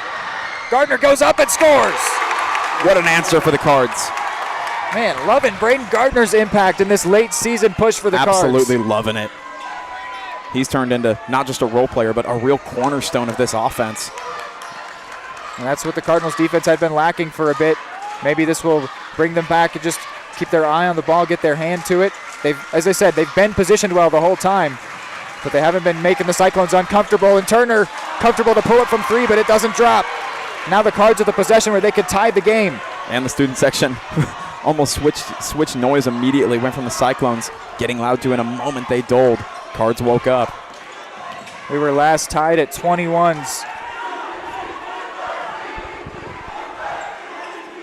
Gardner trying to find some space against Hepner. He's being relentless there, and then, I thought he got hit with the foul, and so did he for a second. It's just a Cardinals timeout. Go ahead and keep it here. We've got 44.7 seconds to go in this third quarter. The Cardinals with a really big possession here. Yes. And I think even if they don't score, and even if the Cyclones, let's say, go down and put up another 3, I feel good. The Cardinals could feel pretty good about the way that this went. Yeah, absolutely. They had to deal with that 7-point deficit. The scenario I just set up would be a 6-point deficit still, but I think that they're continuing to show themselves they can do this, which is such a big thing. Like, you might have just literally thought that they couldn't. They were, go ahead. Well, and you mentioned in the last game they played, I believe it was in Ottawa, maybe you're referencing the home game. The last time it was 28-23. Yep. And in that third quarter, the Cyclones put their foot on the gas and walked away. So I think this third quarter was almost more about survival. And yet the Cards have not only survived that 7-point deficit, they've actually reeled it in a lot closer. So I think this has been an absolute success of a third quarter to this point. Yeah. But of course, leading it would be the cherry on top of it all. Put up 11 points thus far to the Cyclones only 4. We said the Cyclones would have to almost fall flat in the third quarter, and we didn't see it as a possibility, but nonetheless, it's happened. Still 35 seconds left here for the storylines to continue to be written. Will there be a final basket or maybe even more? A loose ball here. A nice job by Schneider just to funnel that one to Gardner, who then gets it to him in space. He'll catch and shoot. Oh, yes! Got it! We're tied! And now the Eudora section is awake. The Cyclones look like they were caught off guard there. What do the Cyclones do, though, with 10 seconds? They're going to lose the ball. Schneider tried to find it, but then Hepner scores. Schneider can't believe he's not fouled. He needs to keep his head about him. He's going to put this one up. I don't think it counts either way. It comes up short. That's okay. That is okay. The Even Coach Steffen said it. He said, that's all right. Cash came over. He said, don't worry about it. Schneider comes over with a head of steam. Hopefully they can calm him down for the fourth quarter, because that is completely fine. The Cardinals only down by 2 as we go to the fourth. All across the country, people are coming together to speed up what we can learn about health. The All of Us Research Program is calling on 1 million people to join us as we try to change the future of health. For your family, for future generations, for all of us. Visit joinallofus.org and find out how you can become 1 in a million.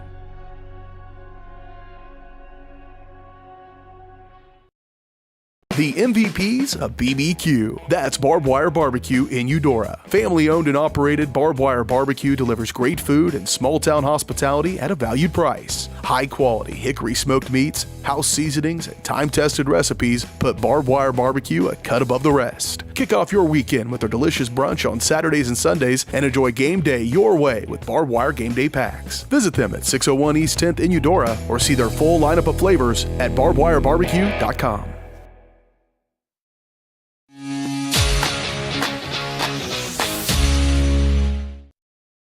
The crowd erupt here inside the Cyclone gym. And that phrase has proven true, that it's hard to beat a team 3 times. Even if the Cyclones do it at this point, you would say it's been hard. This has not been an easy task for them. They do take a small lead here into this fourth quarter.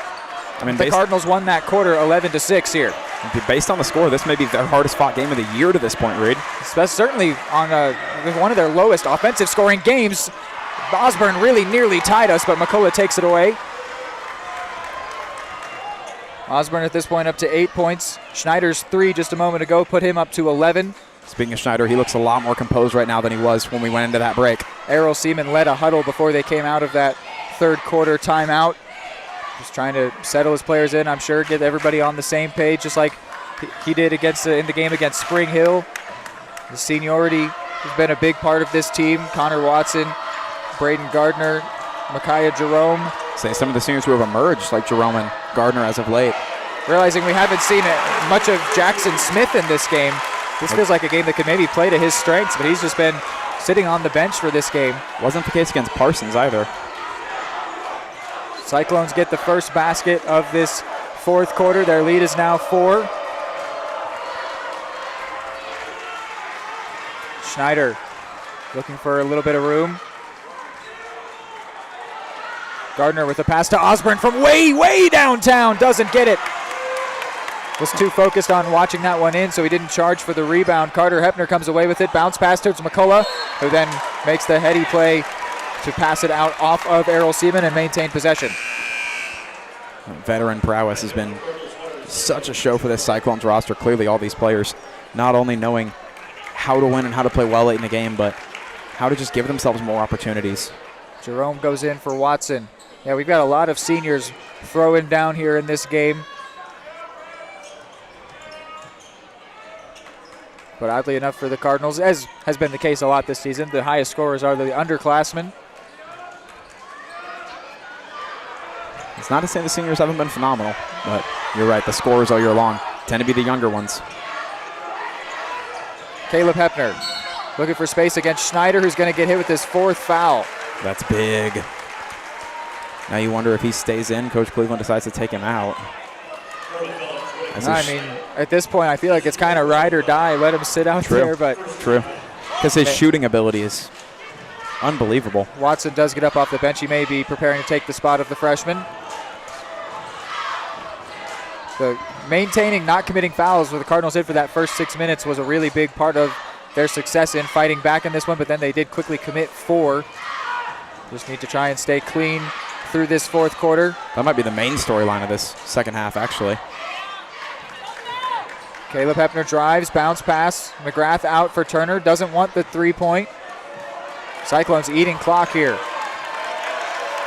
Sort of a respect thing to the Cardinals. They know they're dangerous. Yeah. McCullough feeling dangerous himself, won't get it. Loose ball, they get it back. That's massive. That is massive. And Osborne had a hand to it, might have actually had both hands on the ball. Just a really tough miss for the Cards to not come away with. And then they're going to score as well. That was a really strong possession for the Cyclones. Yeah, now the Cards are in pretty desperate need of an answer. Down by 6 yet again, find themselves in a sizable hole. That is that killer mindset for these Cyclones as they try to get their 22nd consecutive win this season. Jerome. No one there to pass. Schneider was in some space, had his hands up, now will get the ball, but under pressure from Hepner. Gets a pick from Seaman. Now some space for Jerome, who drives through all kinds of traffic, couldn't get it, and then slapped by Seaman. He thought that he had Osborne with him, but Osborne not on that same page, so now the Hepners move down court.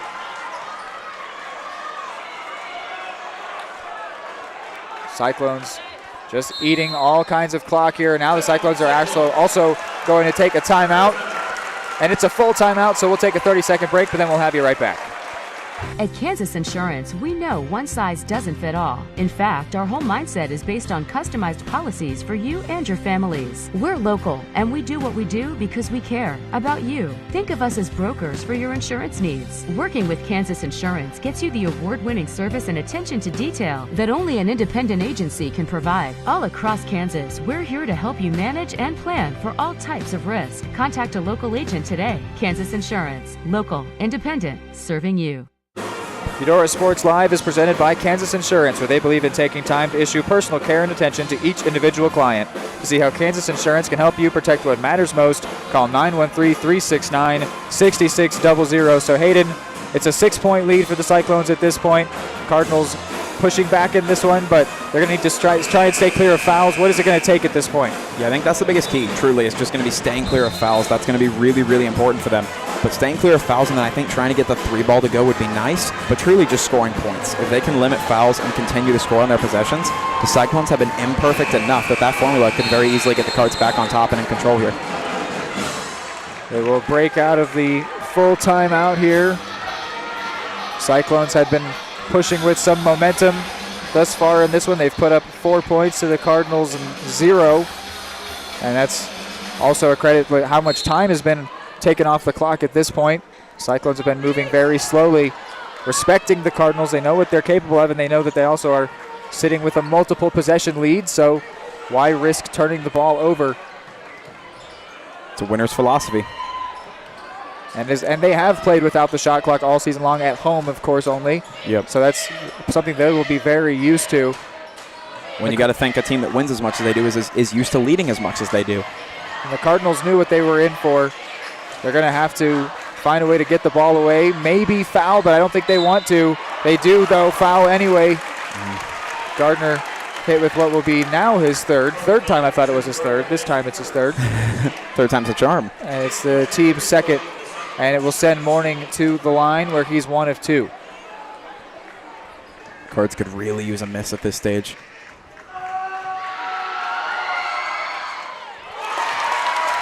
And he drills it.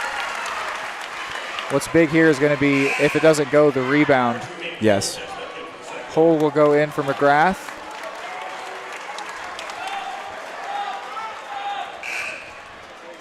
Cleveland gets no. Schneider will be told to wait.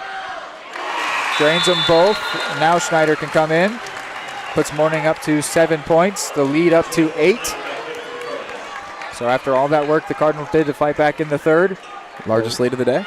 No, still, that was a 9-point lead they had earlier, but the fact that they had fought back to be within 2, and it's grown all the way back to an 8-point lead with very little time left. The Cyclones, the way that the Cyclones have been playing, they might have basically already won this game because they're going to eat so much clock. Yeah, it's going to really come down to stealing possessions away on defense for the Cards, which is something that just so tough to do against a team this disciplined. Schneider into the paint, lays it in, scores. That's big. Great finish for the freshie. That is big, and big for his mentality, too. Settle him down. It's been a little while since he was a little bit heated, but stuff like that is going to really help him settle into the pace of this game. Well, yeah, one more foul ends his day. Up to 13 points thus far. McCullough finds space and cancels out Schneider's basket. The junior up to 16 in the game, leads the game. And now the Cards really need to hold a pretty good pace here because, as you said, time fully their adversary at this point with the deficit they have. A high pass for Osborne, brings it in, gets a foul.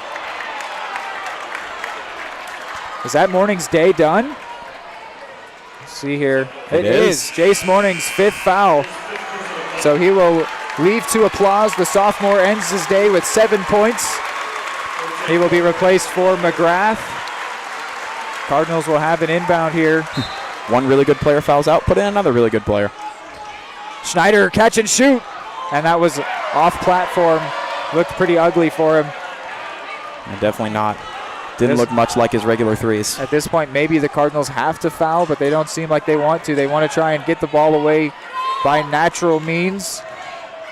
It's going to be tough, though. The Cyclones not really attacking. They're not really driving towards the basket. They're just moving it around and eating clock. So, well, the problem for the Cards, too, is when you're so focused on fouling, being physical, more gaps can open up that way. So if the Cyclones want to get aggressive, there's the foul. Gardner didn't want to foul there, but it's not the worst thing, despite the fact that it is his 4th. So now a couple players on foul watch for the Cards, and Coach Cleveland will take a timeout. Hayden, what are they going to be talking about in this 30-second timeout? We got to be perfect, which is a tough thing to say with over 2 minutes to go, but the room for error has gotten quite literally razor thin at this point, although defensively, they have held the Cyclones, I kid you not, to this point, they are 21 points below their season average for scoring with just 2:18 left to go. So the defensive effort has been phenomenal, but they're going to have to score points and score them quick. It's a full timeout, actually, so we'll go ahead and take a 30-second break and be right back. Just like the Cardinals are striving for success, Kaw Valley State Bank's mission is your success. At Kaw Valley State Bank, they provide the best, most efficient, courteous, and professional banking services possible. And at Kaw Valley, they recognize that the customer and their satisfaction is the most important ingredient to growing their community. With all the services you've come to expect from the hometown partner you deserve, Kaw Valley State Bank, online at kvsb.com, a proud supporter of Eudora Schools. So with 2:18 on the clock coming out of the timeout, some talking with the scorers table here. So now we're good to go. Hayden Hull will be the one to inbound. The Cardinals have 4 seniors and Ryan Osborne out there.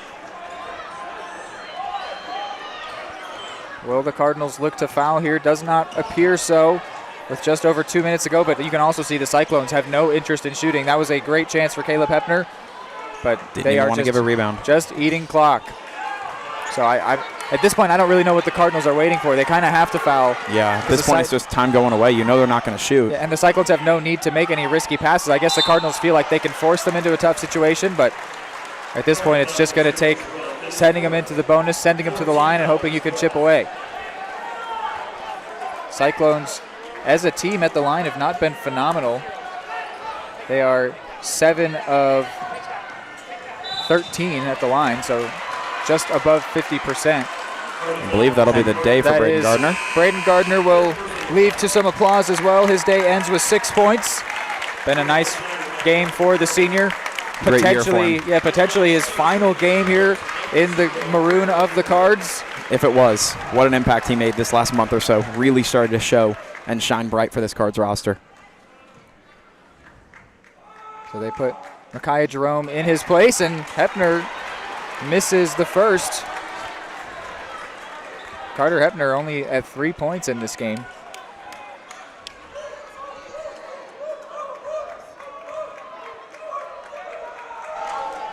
Does get the second one to go. One's a lot better than none, but certainly not a bad scenario for the Cards there. Anything but perfect. To get this loose ball. Cardinals need to be looking to shoot as quick as possible. Errol Seaman won't be the one to pull up from 3. Schneider thought about it, but was under too much pressure and now gives the ball away. He needs to be careful here. Don't foul out. He doesn't. He did a nice job there. Kept Really Hepner uncomfortable, and the Cardinals get the ball back without giving up any points there. Clutch moment for the freshie. And now Osborne steps, shoots, and in and out. And then Seaman again going for that slap, but he didn't have anyone there for him. And now Osborne will foul. He's got a few to give. That puts the Cyclones into the bonus. In fact, it's only Osborne's first. He's had a very clean game. So the Cyclones will go to the line. Coach Cleveland was looking up at the sky after that one, upset that his team didn't get any points on that possession after they had set it up nicely, gotten the only one missed free throw, and then even the nice recovery from Schneider.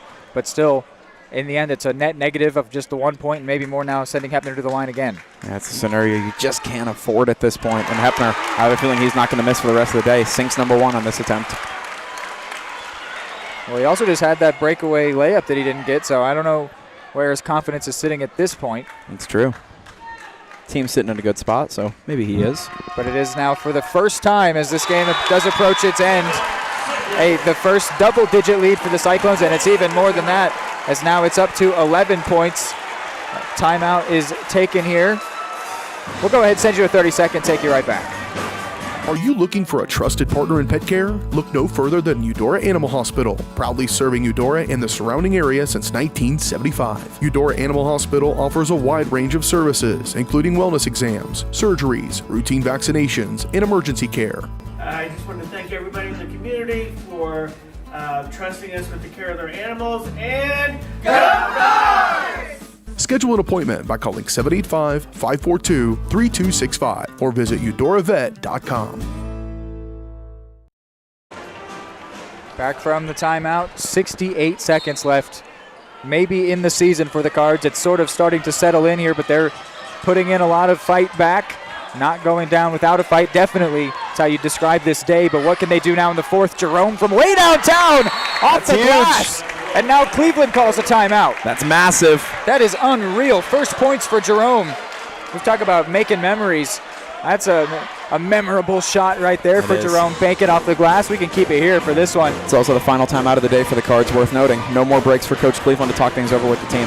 Keelan Duncan will be checking in when the play resumes. I mean, because they're going to be able to foul and put him in the bonus. It's possible. There's a lot of time left. It doesn't feel like it. The Cyclones are going to make it hard for them to foul, but it's there. It's just going to be really tough. They're going to need to get a lot of fortune, just like we saw Jerome's 3 there. It's going to be on Jerome. It's going to be on Osborne. It's going to be on Schneider to stay out of foul trouble. And Jerome could maybe put up a 3, or Errol Siemens some layups. They just need points. But it's sort of getting into to fouls and 3s at this point is kind of the feeling here. Yeah, the margin of error has gotten razor thin, that's for sure.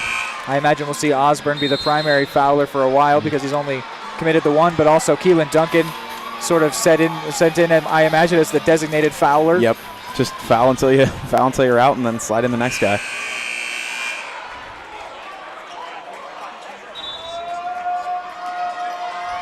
Looking for some space. Oh, it actually hits his hands. Osborne takes it, shoots. Oh, he doesn't get it. Oh, my goodness. And then does McGrath foul there? He does. Signs of life here. Now, that was an interesting turn of events there for the Cards. That missed 3 hurts, though. Didn't have to foul. They do get possession, though. Schneider told to wait to enter the game. Now gets to come in.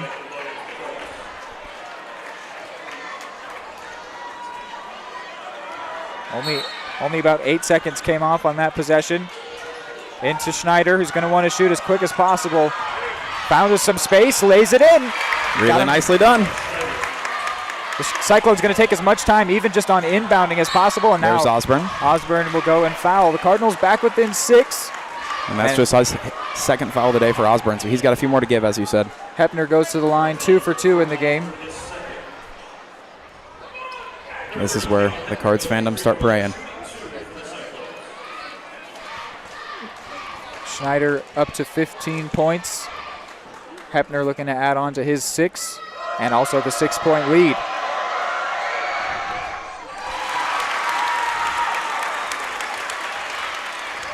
He does, and now even with 3s, we're looking at a 3-possession game here in favor of the Cyclones.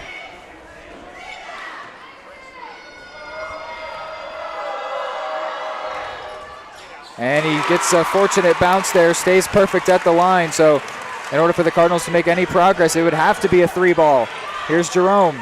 Schneider wants that 3-ball, gets that 3-ball. Still work to do. 18 now for the freshman. They find some space for Hepner, who gets fouled by Errol Seaman. Thankfully, I believe Seaman only has 2 on the day to this point.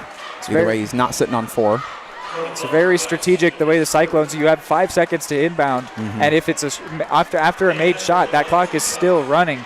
So even though the Cardinals are pressuring to make them uncomfortable, they want to take as much time to inbound it as possible, because there's no chance of giving up any points as long as you don't take too long to get it in.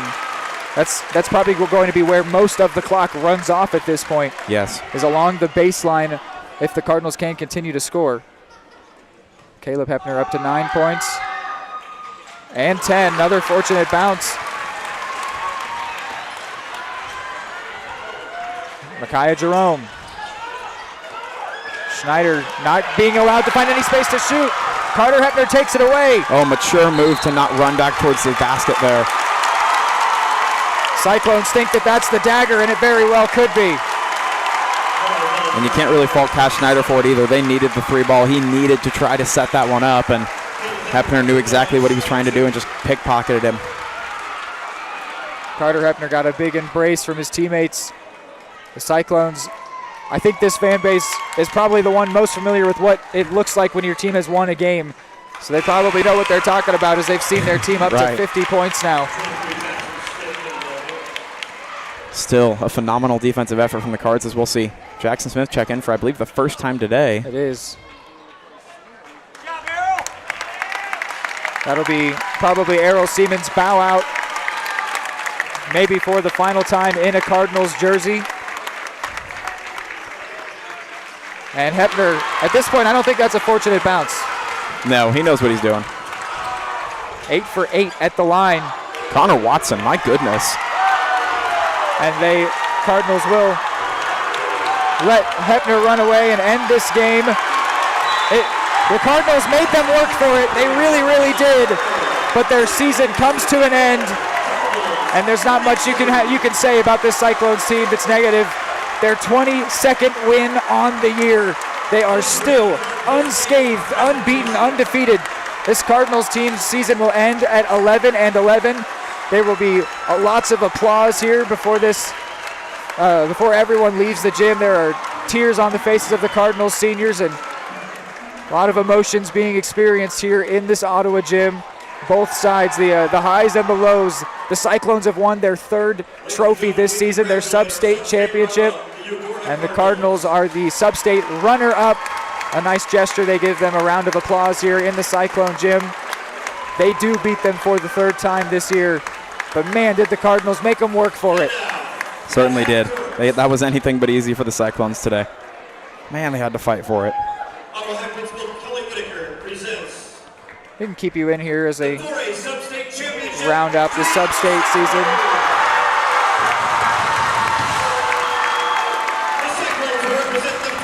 A lot of respect here between the coaches, between the fans, everybody respecting both of the other teams here. The traveling Cards are being respected. The home Cyclones are being applauded by the Cardinals fans here. You gotta love it. Sportsmanship, they mentioned it after the national anthem. It's something they emphasize at every single Cyclones game. A basketball win is temporary. Sportsmanship and friendship is forever, and they're certainly leading great examples of that this year, Reed, on both sides. So the Cardinals boys basketball season does come to an end here. It is maybe a sad one, but one where they've already won something on the year. They can come away with their heads held high. They gave the best team around a really tough run for their money. And the Cyclones will celebrate at center court as they prepare to go on to state as one of the favorites in all of Kansas. We will go ahead and go to a break. When we're back, it's the post-game show. There's going to be a lot of people staying around here for quite a while.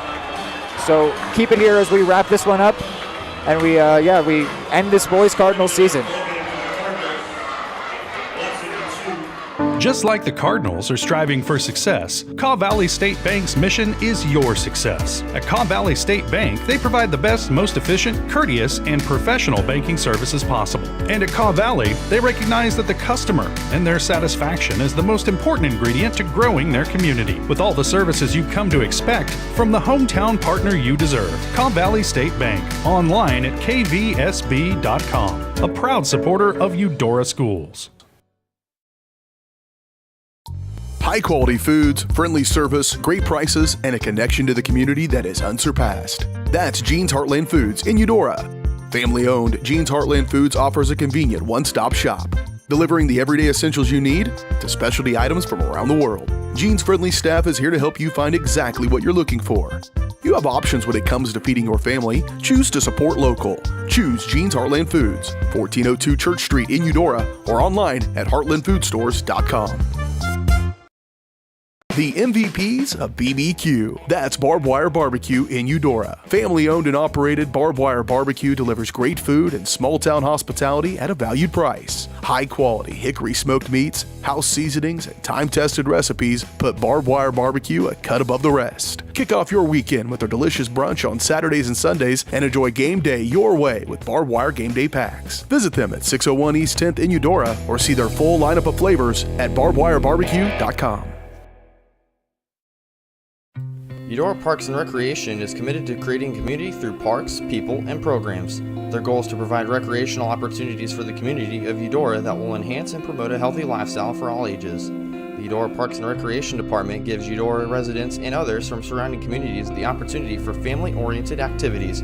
Visit their website at eudoraparksandrec.org to view their youth and adult programs, leagues, memberships, facilities, activity guides, and more, and follow them on all social media at Eudora Parks and Rec. Are you looking for a trusted partner in pet care? Look no further than Eudora Animal Hospital, proudly serving Eudora and the surrounding area since 1975. Eudora Animal Hospital offers a wide range of services, including wellness exams, surgeries, routine vaccinations, and emergency care. I just want to thank everybody in the community for trusting us with the care of their animals, and go Dogs! Schedule an appointment by calling 785-542-3265 or visit eudoravet.com.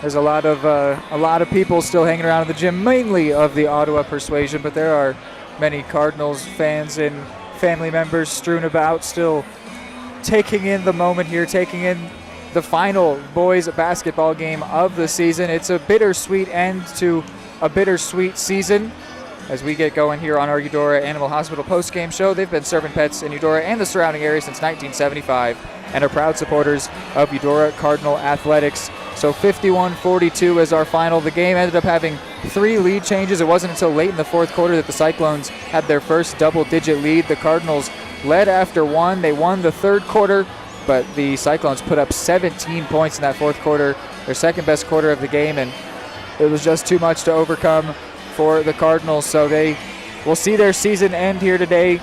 Heartbreaking fashion. I said, Hayden, a bittersweet end to a bittersweet season. It's a season with some great highs, some great memories, and I think for those seniors, I think they can come away feeling good about it, but it won't feel that way right now. But this is, I think that something, even in the days as they go by and definitely in the years as they go by, they'll look back and smile at this season. I hope that we get to be a part of that. Maybe they'll look back at the broadcast, and it's special to be a part of those memories. But it's what do you make of this final score here? And just let's start with just this game before we move on to the season. Right. Yeah. Starting with this game, it was, as I think you said it in the opening for pregame when you said, this may be freeing, and they might play kind of free, the Cards, in the sense that this is not a game they are supposed to win. Coming into this one, they were almost already slated to be the inferior team by so much that they just wouldn't be able to win. And they did look free. They did play, I'd say all the way up to the fourth quarter. They played very lively, and they looked like they wanted to prove they belonged, and they were proving that they belonged. I think they may have very well, despite the score, just given Ottawa one of their best fights of the entire year, although they did end up leading 3 of the 4 quarters. Just a really, really impressive game for the Cards. Didn't quite have enough in the tank to finish off with a win, but I'm sure these Ottawa Cyclones have a lot of respect for the Cards at this point, and these seniors just put such a cap on such a good career for themselves. A lot of guys played really, really well. A really clean game, all things considered, for a lot of the players until the end when they started having to intentionally foul, but this was a really impressive game. The atmosphere was phenomenal. The Cards really didn't let the atmosphere shake them too much. They did a pretty good job quelling that crowd initially, but also credit to the traveling support. Yes, absolutely. The student section was big today. Yeah, students and family, they made that effort to make that hour-long drive, and I think create the best away atmosphere we've seen for the Cardinals all season. It absolutely was. It came at the perfect time. They knew, the fans knew what this game meant, and so they made sure to make that point to travel out and cheer on their team, and that was a really special part of this.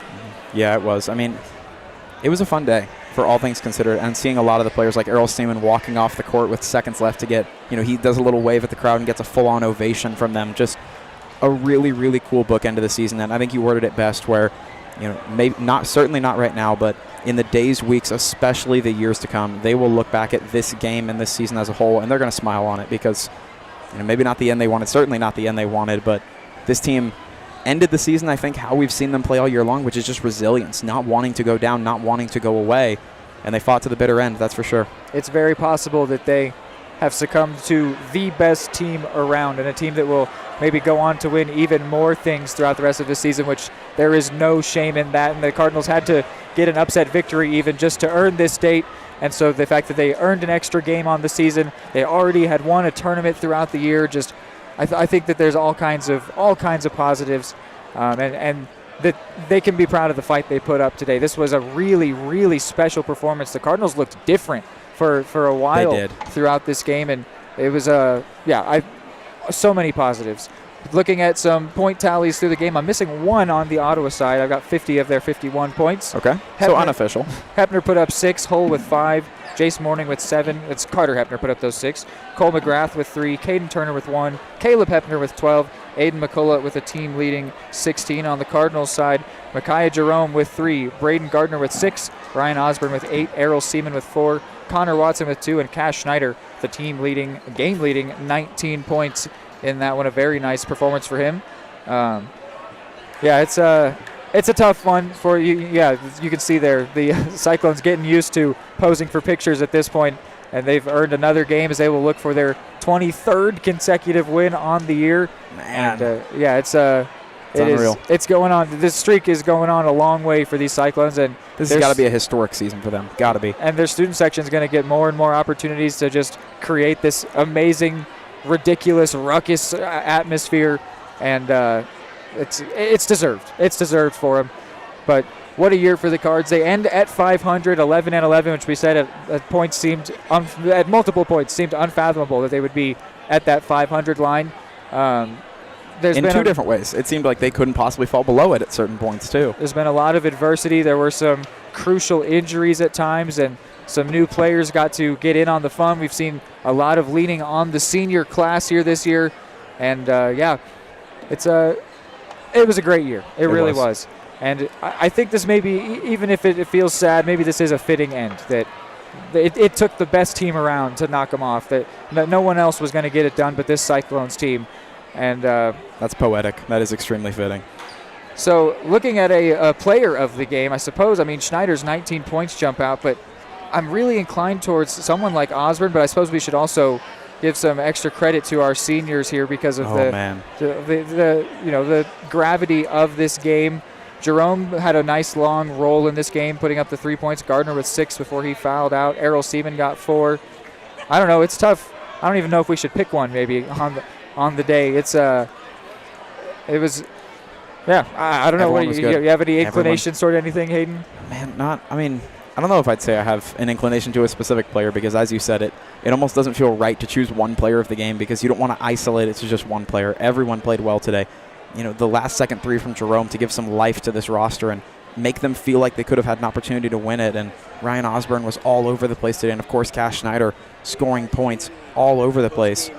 This was a really, really impressive performance. It's a really impressive performance for the Cards across the board. I think as far as one specific player of the game goes, I would probably lean towards Ryan Osborne or Cash Schneider as well. But, man, everyone was phenomenal today, Reed. I like that. I like Schneider because he managed to lock in and end the game without fouling out.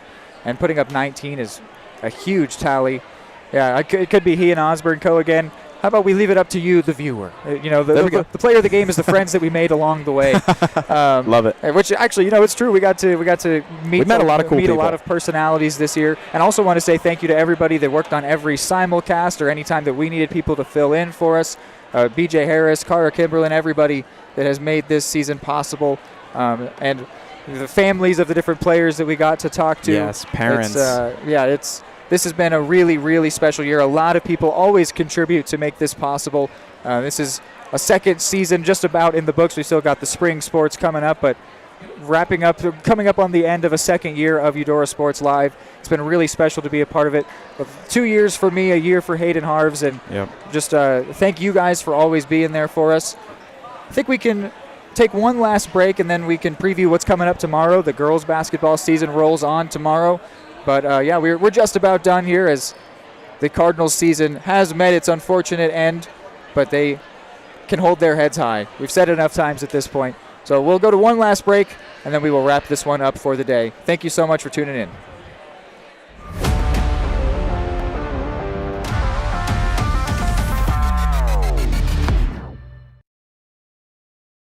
Are you looking for a trusted partner in pet care? Look no further than Eudora Animal Hospital, proudly serving Eudora and the surrounding area since 1975. Eudora Animal Hospital offers a wide range of services, including wellness exams, surgeries, routine vaccinations, and emergency care. I just want to thank everybody in the community for trusting us with the care of their animals, and go Dogs! Schedule an appointment by calling 785-542-3265 or visit eudoravet.com. Just like the Cardinals are striving for success, Kaw Valley State Bank's mission is your success. At Kaw Valley State Bank, they provide the best, most efficient, courteous, and professional banking services possible. And at Kaw Valley, they recognize that the customer and their satisfaction is the most important ingredient to growing their community. With all the services you've come to expect from the hometown partner you deserve, Kaw Valley State Bank, online at kvsb.com, a proud supporter of Eudora Schools. Everybody can make something, because I think everyone has a spark of creativity, and the reason that I have to keep making is because I don't think my life would be as fulfilling without it. If you make things yourself, that means you're not cowering in fear. You're out there taking chances. That, I think, is my way of saying I love you to the world. All right, now I want to hear why you make. Share your own Why I Make story today. Visit whyimake.org. At Kansas Insurance, we know one size doesn't fit all. In fact, our whole mindset is based on customized policies for you and your families. We're local, and we do what we do because we care about you. Think of us as brokers for your insurance needs. Working with Kansas Insurance gets you the award-winning service and attention to detail that only an independent agency can provide. All across Kansas, we're here to help you manage and plan for all types of risk. Contact a local agent today. Kansas Insurance. Local, independent, serving you.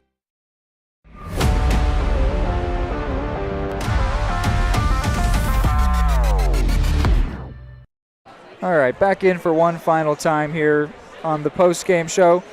I don't think we want to necessarily get any interviews here. It would be maybe nice to hear some perspectives, but we've done that throughout this season, and I think we can let the moment and everything speak for itself. You guys have gotten to meet a lot of these personalities. We know what this season has meant for these Cardinals players, and it's been a really great honor and privilege to get to be the voice of the Cardinals and bring these games to you, be a part of these atmospheres, and get to know these players and know what it means for everybody here. So, I don't know, Hayden, is there anything before we start talking about the girls' game tomorrow? Anything else you want to add on the end of this one? Not a whole lot of it. Same stuff we've preached all day long. It's been a really, really fun season and a fitting end to it feels. And man, just so grateful for all the, we jokingly say the friends we made along the way, but truly that feels like the case. We met everybody from coaches to other parents in the stands to parents of local players to players themselves. It's been an absolute blessing and honor for you and I, and looking forward to what comes next.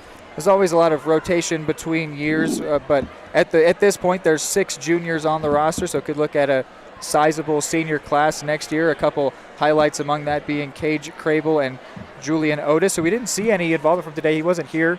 Don't know what the storyline is there, but hopefully we get to see his senior year next year. There's a phenomenal, dangerous player from 3, a strong effort player. Could be a lot of fun if he is to return for the Cardinals in his senior basketball season.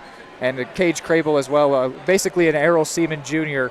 Plays that same position, maybe even a little more sturdy than Errol Seaman, and it'll be fun to see him be a senior player for the Cardinals. I think that he will be very fit for the role of leading being a senior leader for the Cards. So now looking at the Lady Cardinals, tomorrow they will be taking on 7-seeded Wamego. And as I sort of sat in the fact that they beat 10-seeded Atchison 56-15, it really just dawned on me how ridiculous that is, because the Cardinals hosted and beat the 15 as the 2 by 30, 56-26, and then the 7 seed hosted the 10 and beat them by 41, 56-15. So they have definitely sent a message. They have fired a warning shot to say, hey, look out, we are coming for you. And we will get to be in Eudora for that game tomorrow, and we'll get to bring that to you as the Lady Cards look to continue on their season. Last game we got to get some interviews with Hannah Keltner and Miranda Kuntz, and if you didn't get to hear those, you should go back and listen. It gave some nice insights. Those are phenomenal interviews. Both on what those seniors will be doing in the future, and also what it's like being a part of this team, what it means to continue to earn more games and fight on for more time together as a team. So if you didn't get to listen to that, it's at the end of the last broadcast against Lewisburg. You should go and check that out. But that'll pretty much do it. We'll see you back tomorrow. It's Eudora Sports Live. Even just basketball is not done, but the boys' season has come to an end today. And anything else, Hayden, on this one? Not a whole lot. Looking forward to seeing you guys tomorrow, and thanks everybody for tagging along here. Thanks to the Eudora local fandom for showing up in a big way for this game, but a really fun one to cover. It's been an honor, guys. One last thank you to our sponsors and everybody who helped make everything, like the interviews and just the broadcast and everything possible. People who sent stats and rosters. So many people make this possible for us. We really appreciate it, and we appreciate your viewership, loyal all year long. That also is, of course, the heart of what makes this thing tick. So we appreciate you tuning in time and time again. Hope to see you back tomorrow. Thank you so much for spending your Friday night with us. Go Cardinals, and good night.